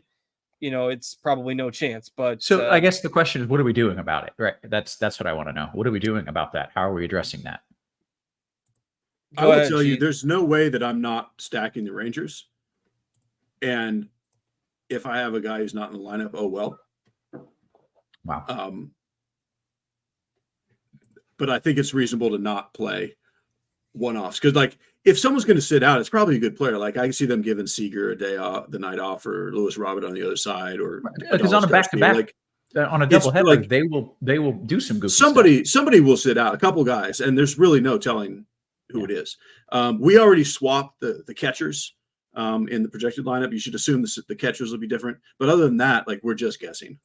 And do you want to play the Rangers because, oh, wow, they're so great, or because no one is going to be crazy enough to do this because we might not have lineups?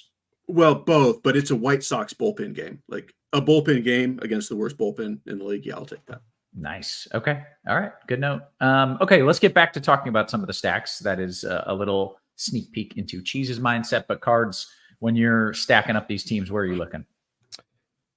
Yeah, so I mean, Texas makes a lot of sense on DraftKings because independently, when you look at their salaries, right? If we take Seager out of the equation, because obviously Seager's great, but everyone else, like 7 of their projected 9 guys are under 4,500 on DK.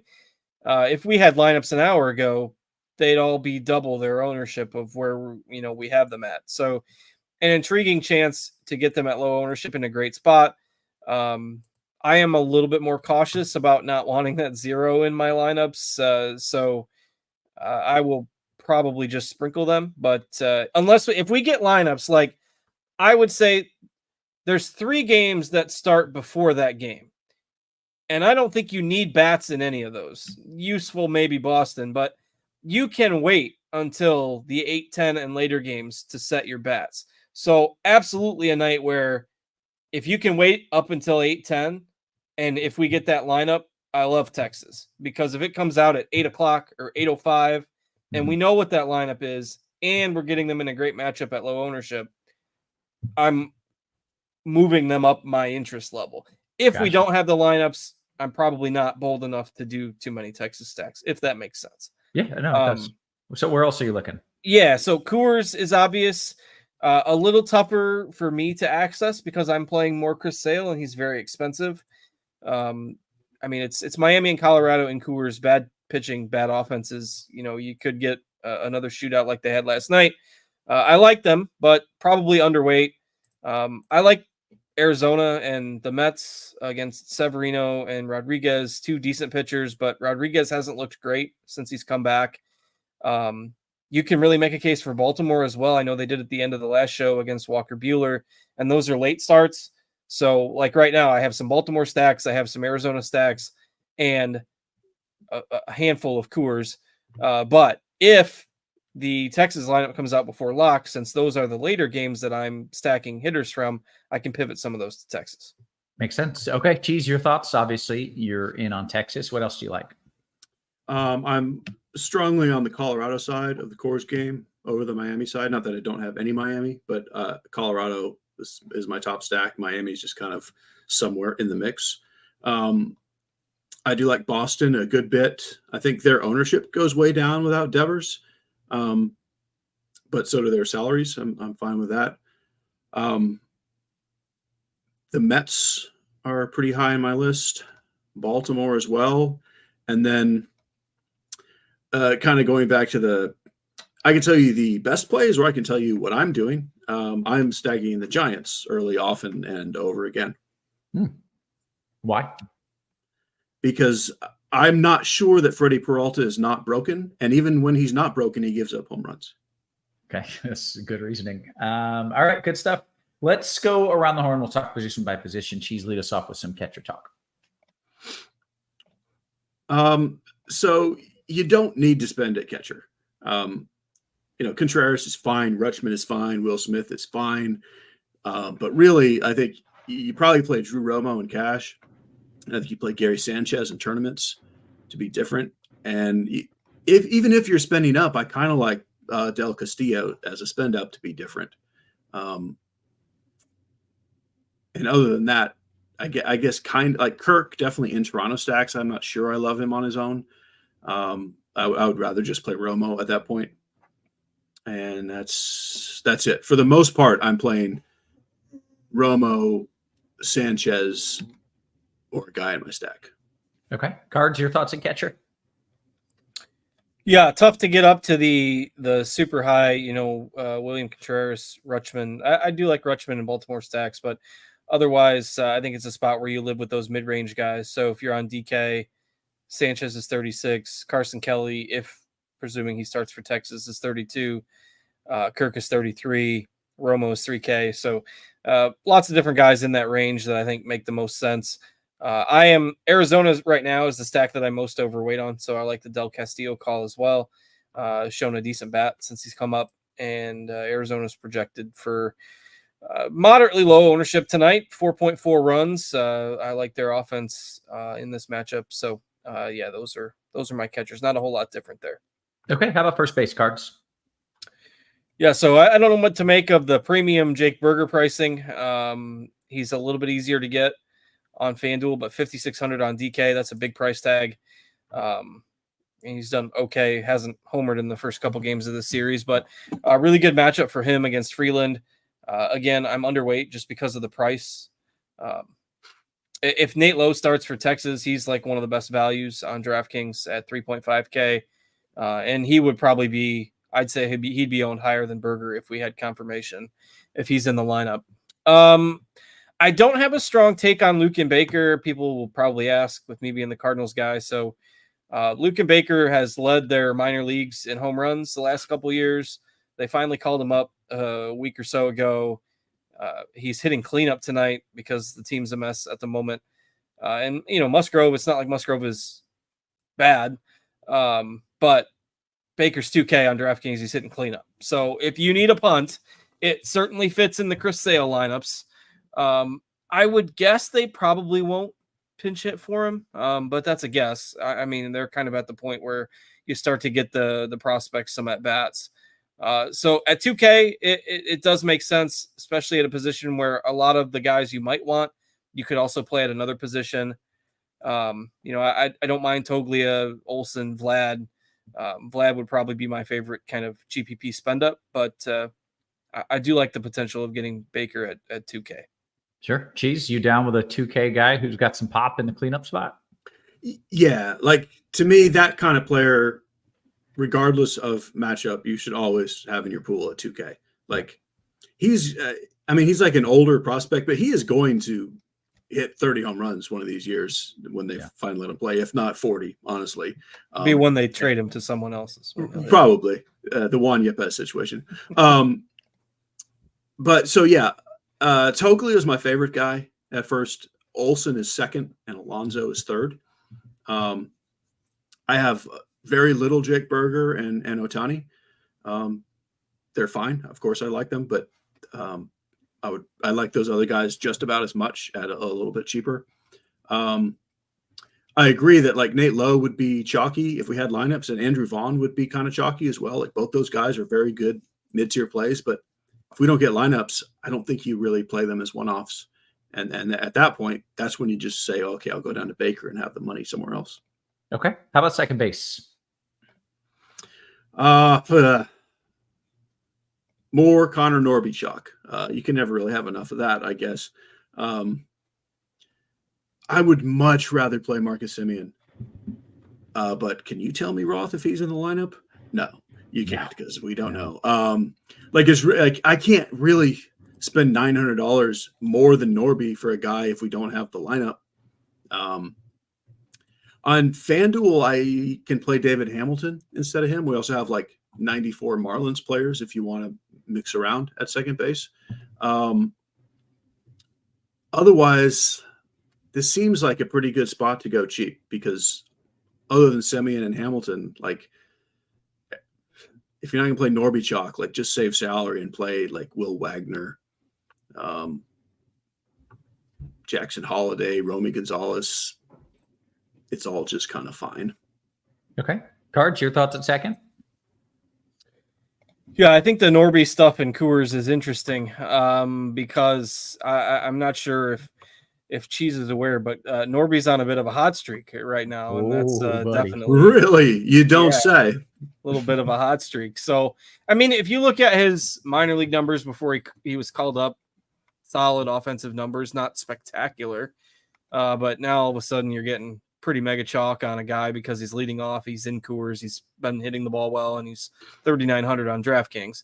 It's hard to argue with that. I mean, I think if you're going to play a Miami guy, you certainly play him over Lopez, especially if Norby's only 15%. I think he'll be higher than that.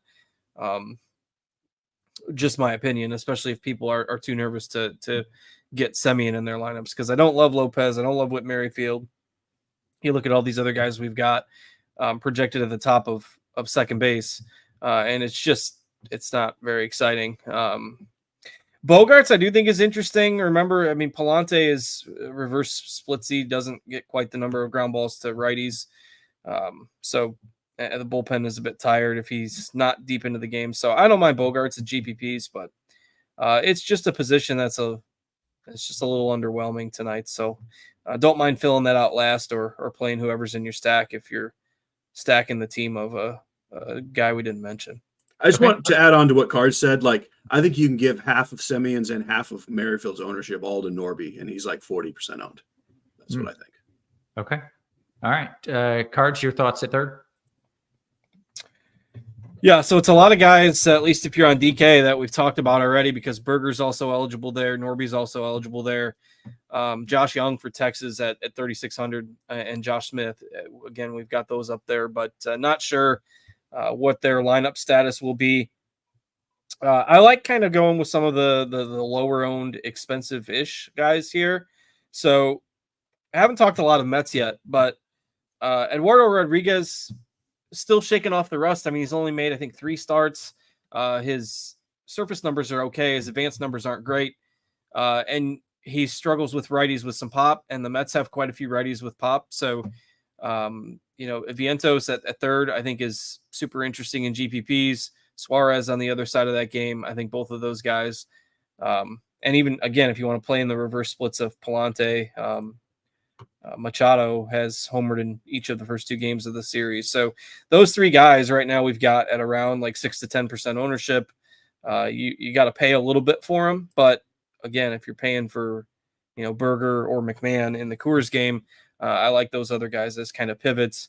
Do have Barger for Toronto as well, hitting 5th tonight, that I think you could use as a punt. Okay, Cheese, your thoughts at third base? Cards, don't give in to peer pressure. Like, say Manny Machado's on a hot streak. You don't have to say he's homered twice. Just say he's hot. I already said that with Norby though, so I wanted to change it up. I know. Okay. So just like at first, like Berger, yeah, great play, as is Vlad Guerrero, but like, I don't know. I don't necessarily love them more than other stuff. I like Ryan McMahon a little better than Berger. I'm also okay with Chapman, but I'm with Cards on, like, this is where you start playing more Mets righties. Vientos I like a lot. There's good cheap stuff in stacks, like Ramon Urias in a Baltimore stack, Suarez in a Diamondback stack, Shunk even in a Rocky stack. And again, I would love to play these Texas guys, but I think I need to wait for the lineup before I play Young or Smith as a one-off. Yeah. Okay. How about shortstop? We're not gonna get a Corey Seager lineup, Kevin. No, we are. By the way, the shortstops that we had, I was this. Was it last? I think it was last night. It was like the ugliest pool of shortstops I've ever seen on a. Tovar disagreed. It was just horrible. Anyway. Yeah, and I do recall we discussed how ugly it was. So Tovar went nuts. Unless that was 2 nights ago. Maybe that was Monday. I've lost track. It was definitely one of those. Yeah. Okay, so to me, Gunnar Henderson is the top play, and like, I think he's one of those guys. Like, everyone's going to say, "Oh, Gunnar's a good play," but I don't think that many people are really going to click his name, because like Walker Buehler still has the name recognition of. I mean, he was a very good pitcher his whole life until all of a sudden this year, and he's just hurt and he's nothing right now. So I love Gunnar. Definitely love Seager if we get a lineup there.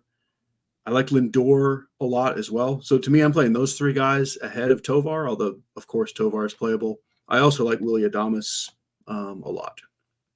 Okay. Cards, your thoughts at short?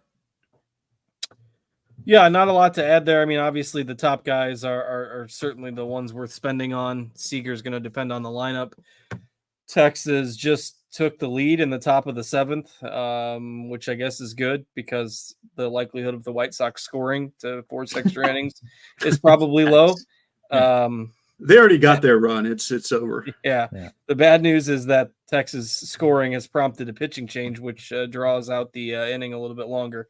So the race is still on as to whether or not we'll get that lineup for Texas. But yeah, I mean, trying to get a spend here where you can. I think in terms of my exposure compared to the field, for the same reason, I mean, we both like the Mets righties. So Lindor, Guillorme at 2,200 on the Arizona side. Again, worthwhile as a potential punt, though I think I'd play him at second instead of at short. Okay, take me to the outfield, Cards. Yeah, the outfield's a little bit weird tonight in terms of trying to figure out where the chalk is going to go. I just don't see a lot of mega chalk at the position tonight. So, as far as the Dodgers, so this is obviously where the Dodgers require some conversation. Like, Corbin Burns has kind of not been good. I mean, the last time Burns put up 25 on DraftKings, you got to go all the way back to June 10th.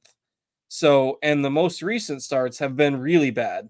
Like, so, and it's the Dodgers with nobody really playing them, but yet Ohtani is 7K on DraftKings and Betts is 6,200. So I'd like to play the Dodgers as kind of a contrarian group here, but it's still tough to click those names against Corbin Burns and at those salaries on a night where a lot of people are going to be trying to play Chris Sale or Freddie Peralta at pitcher.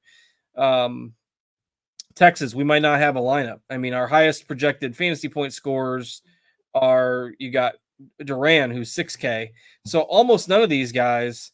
I flipped to the bat doesn't have a single outfielder projected at 10% or higher ownership. So our projections have a little bit more chalk congregating, but really, I mean, I don't think you're going to see a whole lot of it. Blake Perkins is 2,400 and he's sitting second for the Brewers tonight. So that's probably where people go for value. Varsho at 4K, I think is fine. You know, the Miami guys, like, yeah, Derek Hill's sitting cleanup, but in Coors, but do I really want to play a somewhat popular Derek Hill? I don't know. It's just a spot where I think you can lean on your stacks. Luis Robert, I think, is interesting if he plays for the White Sox tonight, but again, that requires a lineup. I don't mind the Mets guys, the Diamondbacks guys. You know, those are stacks that I'm on. Marte hitting third and JD Martinez would probably be my favorites. But yeah, wild night in the outfield where I don't think there's one single guy that you have to click on and say, you know, this is the guy you got to start with. Okay. Cheese, is there a guy that you are clicking on that you have to click on? No, I feel pretty similarly. Ownership will be spread out.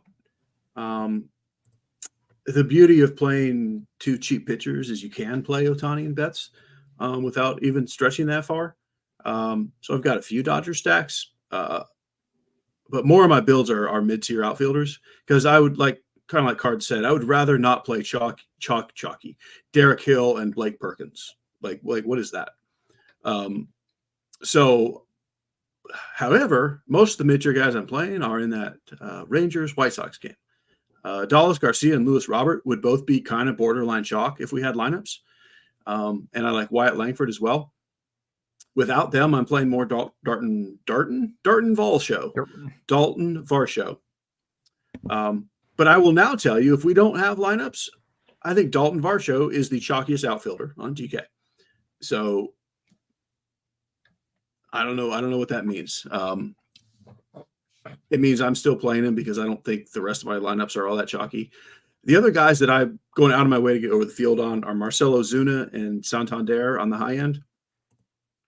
And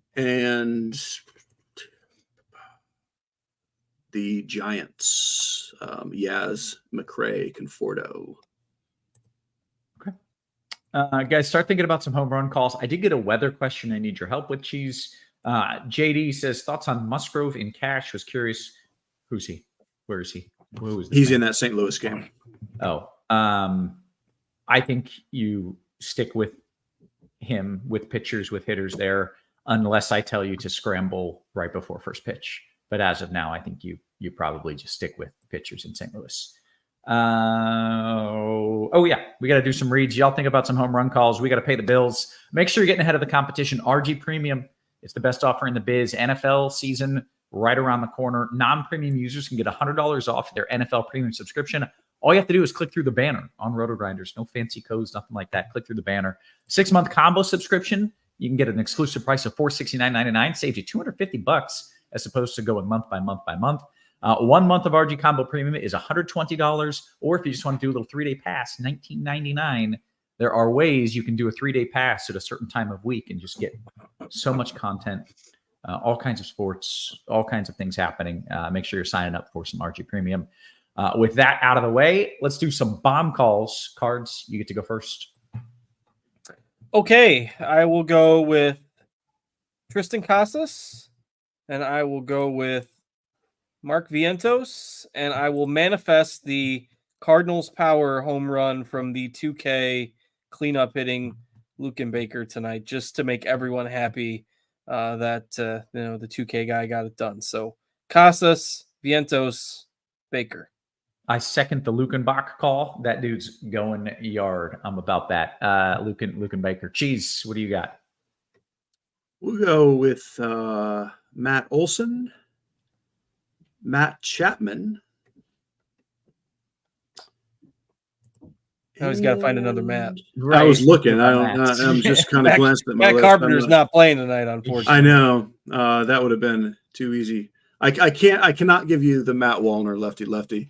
I'm looking for something cheap, really. Is there a Matthias? Is there a Matthias on the slate? Grant McCrae. Grant Matt McCrae. Okay, there you go. That works. Is that a new girl gif? I don't know. All right, let's see what else we've got here. I think we are roughly 10 minutes until lock. Let's get some QQs. One thing that we did not really dive into, as well as I wish I would have, is FanDuel pitcher. So, Cheese, can you walk? Always Sunny in Philadelphia. That's what that was. Sorry. Cheese, what are we doing FanDuel pitcher wise? So it's the exact same pricing thing with Sale, just way up there in his own tier. I have very little Sale. I might have 0 on FanDuel. It's 11.5. Peralta's the chalk. And again, he's the air quotes best pitcher. He is not my favorite pitcher. I am playing Joe Musgrove is my highest owned FanDuel pitcher. I've got some Festa. I do have a little bit of Peralta just because the price is very nice. But honestly, yeah, I'm playing a lot of Joe Musgrove. Okay. I just found out it is Ohtani bobblehead night. And if you don't think he is hitting a bomb and swiping a bag on Ohtani bobblehead night, you're out of your freaking mind. Might hit 5 bombs. Yeah. Like bobblehead night for the greatest player of all time. Yeah. I'm in on Ohtani now that I know that. Let's see what else we've got here. Jumping in the RG Discord. DK Cash, actually one higher than that. Razzle Dazzle says Cards, Burns or Peralta in DK Cash, or do we go Festa? I mean, you don't play Burns in Cash against the Dodgers with the way he's been pitching, so that's simply out. I think Peralta is fine. Like I say, I think in Cash you play one of the two big guns. I mean, I think Festa is okay if paired with Peralta on DraftKings. Otherwise, you kind of got to make a choice if you're going double cheap. I don't think you go Sale Peralta together. So, I mean, Peralta, Festa, Burns would kind of be my ranking of those 3 guys. Okay, and then Cards right back to you. DK Cash, Sale, and Festa an okay pairing? Sure. Yeah, nothing wrong with that. Cheese, back to you. FanDuel single entry Lux or O'Hearn? I would go O'Hearn there. Scrolling down just a bit here. Cheese, this is Beaner coming in with 2 questions. Jock or Toglia, FanDuel GPP, and then Tovar or Suarez, FanDuel GPP. I like all 4 of them. I would go Toglia and Tovar. I mean, I would lean towards the Rockies on both, but I really do like all 4 of those guys. Cards dislikes them so much, it just made him fuzzy. Yeah. Cards look fuzzy to anyone else? Yes. I don't know why this happened. Do I sound okay?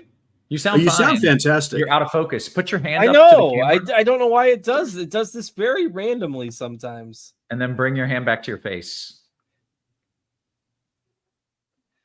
It's just weird. There he is. There he is. Looking good. It's the pro move right there. I All broke right. the camera. It's your good looks. There we go. GPP small field favorite stack to take it down. That's a fair question. Your favorite stack to take down a small field GPP. Who did you address that to? Because I couldn't hear it over the clapping. This is for you, Cards. Okay. I am gonna go. Hang on. Let me check our ownership on these teams one last time. Because they said small field. I'm gonna go with the Mets. Okay. And then Cards, one more for you from I Made It, FanDuel GPP. How much salary would you be okay leaving on the table? I mean, usually on FanDuel, $500. This is a slate where you probably don't want to leave more than that. Yeah. Okay. Blink 182 says, I would like to know Mr. Cheese's thoughts on using 2 pitchers under 7,200 in a DK large field tournament. P.S. Last night I played 2 lineups, came 4 places behind Chop in the $8 and took down first in the $3. Couldn't have done it without the great content from these shows and RotoGrinders. And of course, a ton of luck. Probably my bad forecasting helped you in some way there. Cheese, you're okay with 2 pitchers under 7,200 for sure. Yeah, I mean, more than okay with it. That's kind of my go-to. I mean, my go-to, I would say, is 2 under 75. But I mean, yeah, that's how I'm playing tonight. Yeah, that's what he's doing. What else we got? FanDuel GPP, Cheese, Suarez Toglia or Adames JD Martinez? Again, love all 4 of them. I lean Adames and JD. Dean said Dylan Crew, first career home run alert. Is this the dude who just had his first at bat yesterday and just smoked a double? Just absolutely ripped a double? I think it is. I don't know who this guy is, but he looks good, Cheese. He's going to be good. Yeah, he's a Nationals prospect. Mm-hmm. I think he's legit. What else do we have? So, Roth, fun fact on that. You know that the Nationals picked second in the draft last year and got Dylan Cruz. And the first pick was the Pirates taking Paul Skeens. And both of them played at LSU. They had Dylan Cruz and Paul Skeens. Did they win it all? I think so. I know they went to the championship. I can't remember. I think they played Florida. Let's see. I'm trying to find it. I remember watching it, but now I don't remember who won. Yes, they beat Florida in a 3-game series. They won 4-3. They lost 24-4, and they won 18-4. 3-game series. There you go. There you have it. Okay. What else do we have? If the Rangers lineup was out, Cards, Adolis Garcia or Varsho on DK? If that's a GPP question, I think it's definitely Garcia because he's not going to have the ownership that he otherwise would have. Okay. It's a cash game. There's no reason to risk it for now and just play Varsho until we get. Okay. FanDuel GPP Cards, Carroll or Toglia?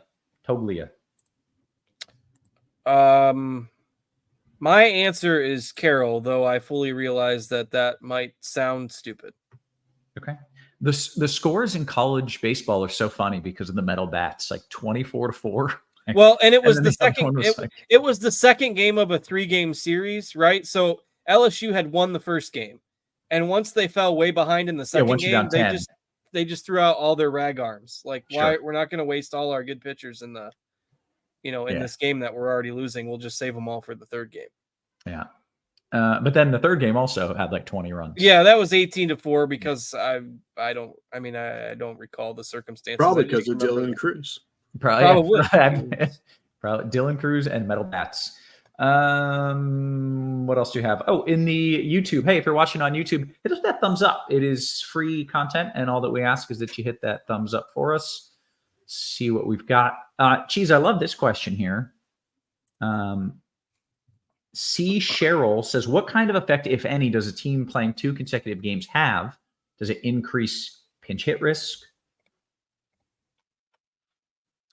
I mean, not so much pinch hit. I mean, ever so slightly pinch hit risk. It's more like there aren't really that many extra hitters on a bench. It's not like you can just change 4 guys in the starting lineup and then starts pinch hitting. Like, everyone will have played already. Mm-hmm. So once the game starts, I don't view it any differently at all for pinch hit risk. It's just that some dude know that probably somebody, 1 or 2 guys from the normal lineup are going to sit out. Yeah. So, like, who's the old good player? It's Seager, right? He's like it seems like one of Seager, Semi, and Adolis would sit out, and like maybe Lewis Robert. That's what I'm nervous about. Yeah. Okay. And someone said, hey, how are we handling this? We kind of went over this earlier, but essentially Cheese is stacking it either way and just hoping it works out. And Cards is only going to stack it aggressively if we get the lineup in time. All right. Is that a fair assessment? Yes. Yeah. Okay. Cheese, cash pitcher, Bello or Bassett? I mean, I definitely wouldn't do either, but if you're going to do one of those, I think I would lean Bassett. Okay. We have less than 2 minutes until lock. Andrew says Cards, Casas Kauser or Vladdy Mullins, DKGPP? Both are fine. I would take the first one. Okay. We'll go to Powers question, DKGPP. Ramos McRae Cards, Ramos McRae or Churio Laureano? Those are a little more off the board. I would lean the first one there as well. Cheese to Print says you go on Berger or Olsen on FanDuel? I'm going Olsen. K-Town's Finest says Cheese is a Festa lighter liter combo. Crazy with big bats. Hell no, you love that. You're about that life. Yeah. Yeah, it is not crazy. We like it. Michael says last man in cards, Cronenworth or Raya's FanDuel GPP. Palante has very good splits against lefties, so just a heads up. I do not have any exposure to the San Diego lefties tonight. It's Cronenworth if I had to pick one, but I don't like them. Okay, fair enough. What else we got? Cheese, I know you don't care for BVP at all, and from reading your stuff for so long, I don't care for it either. But with that said, will there ever be enough plate appearances, ABs, and success for you to be like, oh, this dude owns this dude? No. I thought, like if the matchup, if a guy has a good matchup on paper and has good BVP, he doesn't have good BVP. He has a good matchup. If he has a bad matchup on paper and has good BVP, I don't buy into it. Yeah. Doesn't mean it's not real. It means I don't know it or trust it. And to go even a step further, if you have enough BVP data to think that that could mean something, it is then so old that it no longer means anything because the players are now different. It's like you might find Paul Goldschmidt having great BVP, but that was from when he was good. Like you have to get like 7 or 8 years of data, and by then they're not even the same players on either side. Damn, that's deep, geez. I was really upset. There was a circumstance like a month ago where the Cardinals were down by like 3 runs late in the game against the Cubs, and they had the bases loaded, and they brought in Brandon Crawford to pinch hit. And I'm like, why is Brandon Crawford, who has since been released, he's no longer even on the team, why is Brandon Crawford pinch hitting in the 8th inning of a close game with the bases loaded? And they asked the manager this question after the game because the decision was so stupid. And he said, it's because he was 5 for 7 against Hector Neris. Now, mind you, Brandon Crawford and Hector Neris have both been in the league for about 20 years. So those 7 at bats, 6 of them probably came a decade ago.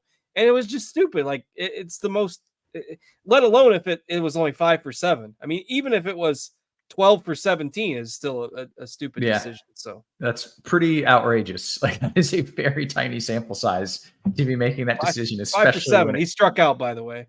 Yeah, that's kind stunning. Of I don't know how that could have happened. Makes no sense. That's kind of perfect. Okay, hey guys, with that, we have hit the lock. We've done all the things that we came here to do. I will be providing some updates on Twitter or X at KevinRothWx as far as the weather goes for both St. Louis and Colorado. So with that, we're going to bounce on out of here for Cards for Cheese, for our wonderful production crew, always working hard behind the scenes. Guys, we appreciate you. We love you. We will catch you tomorrow. You have been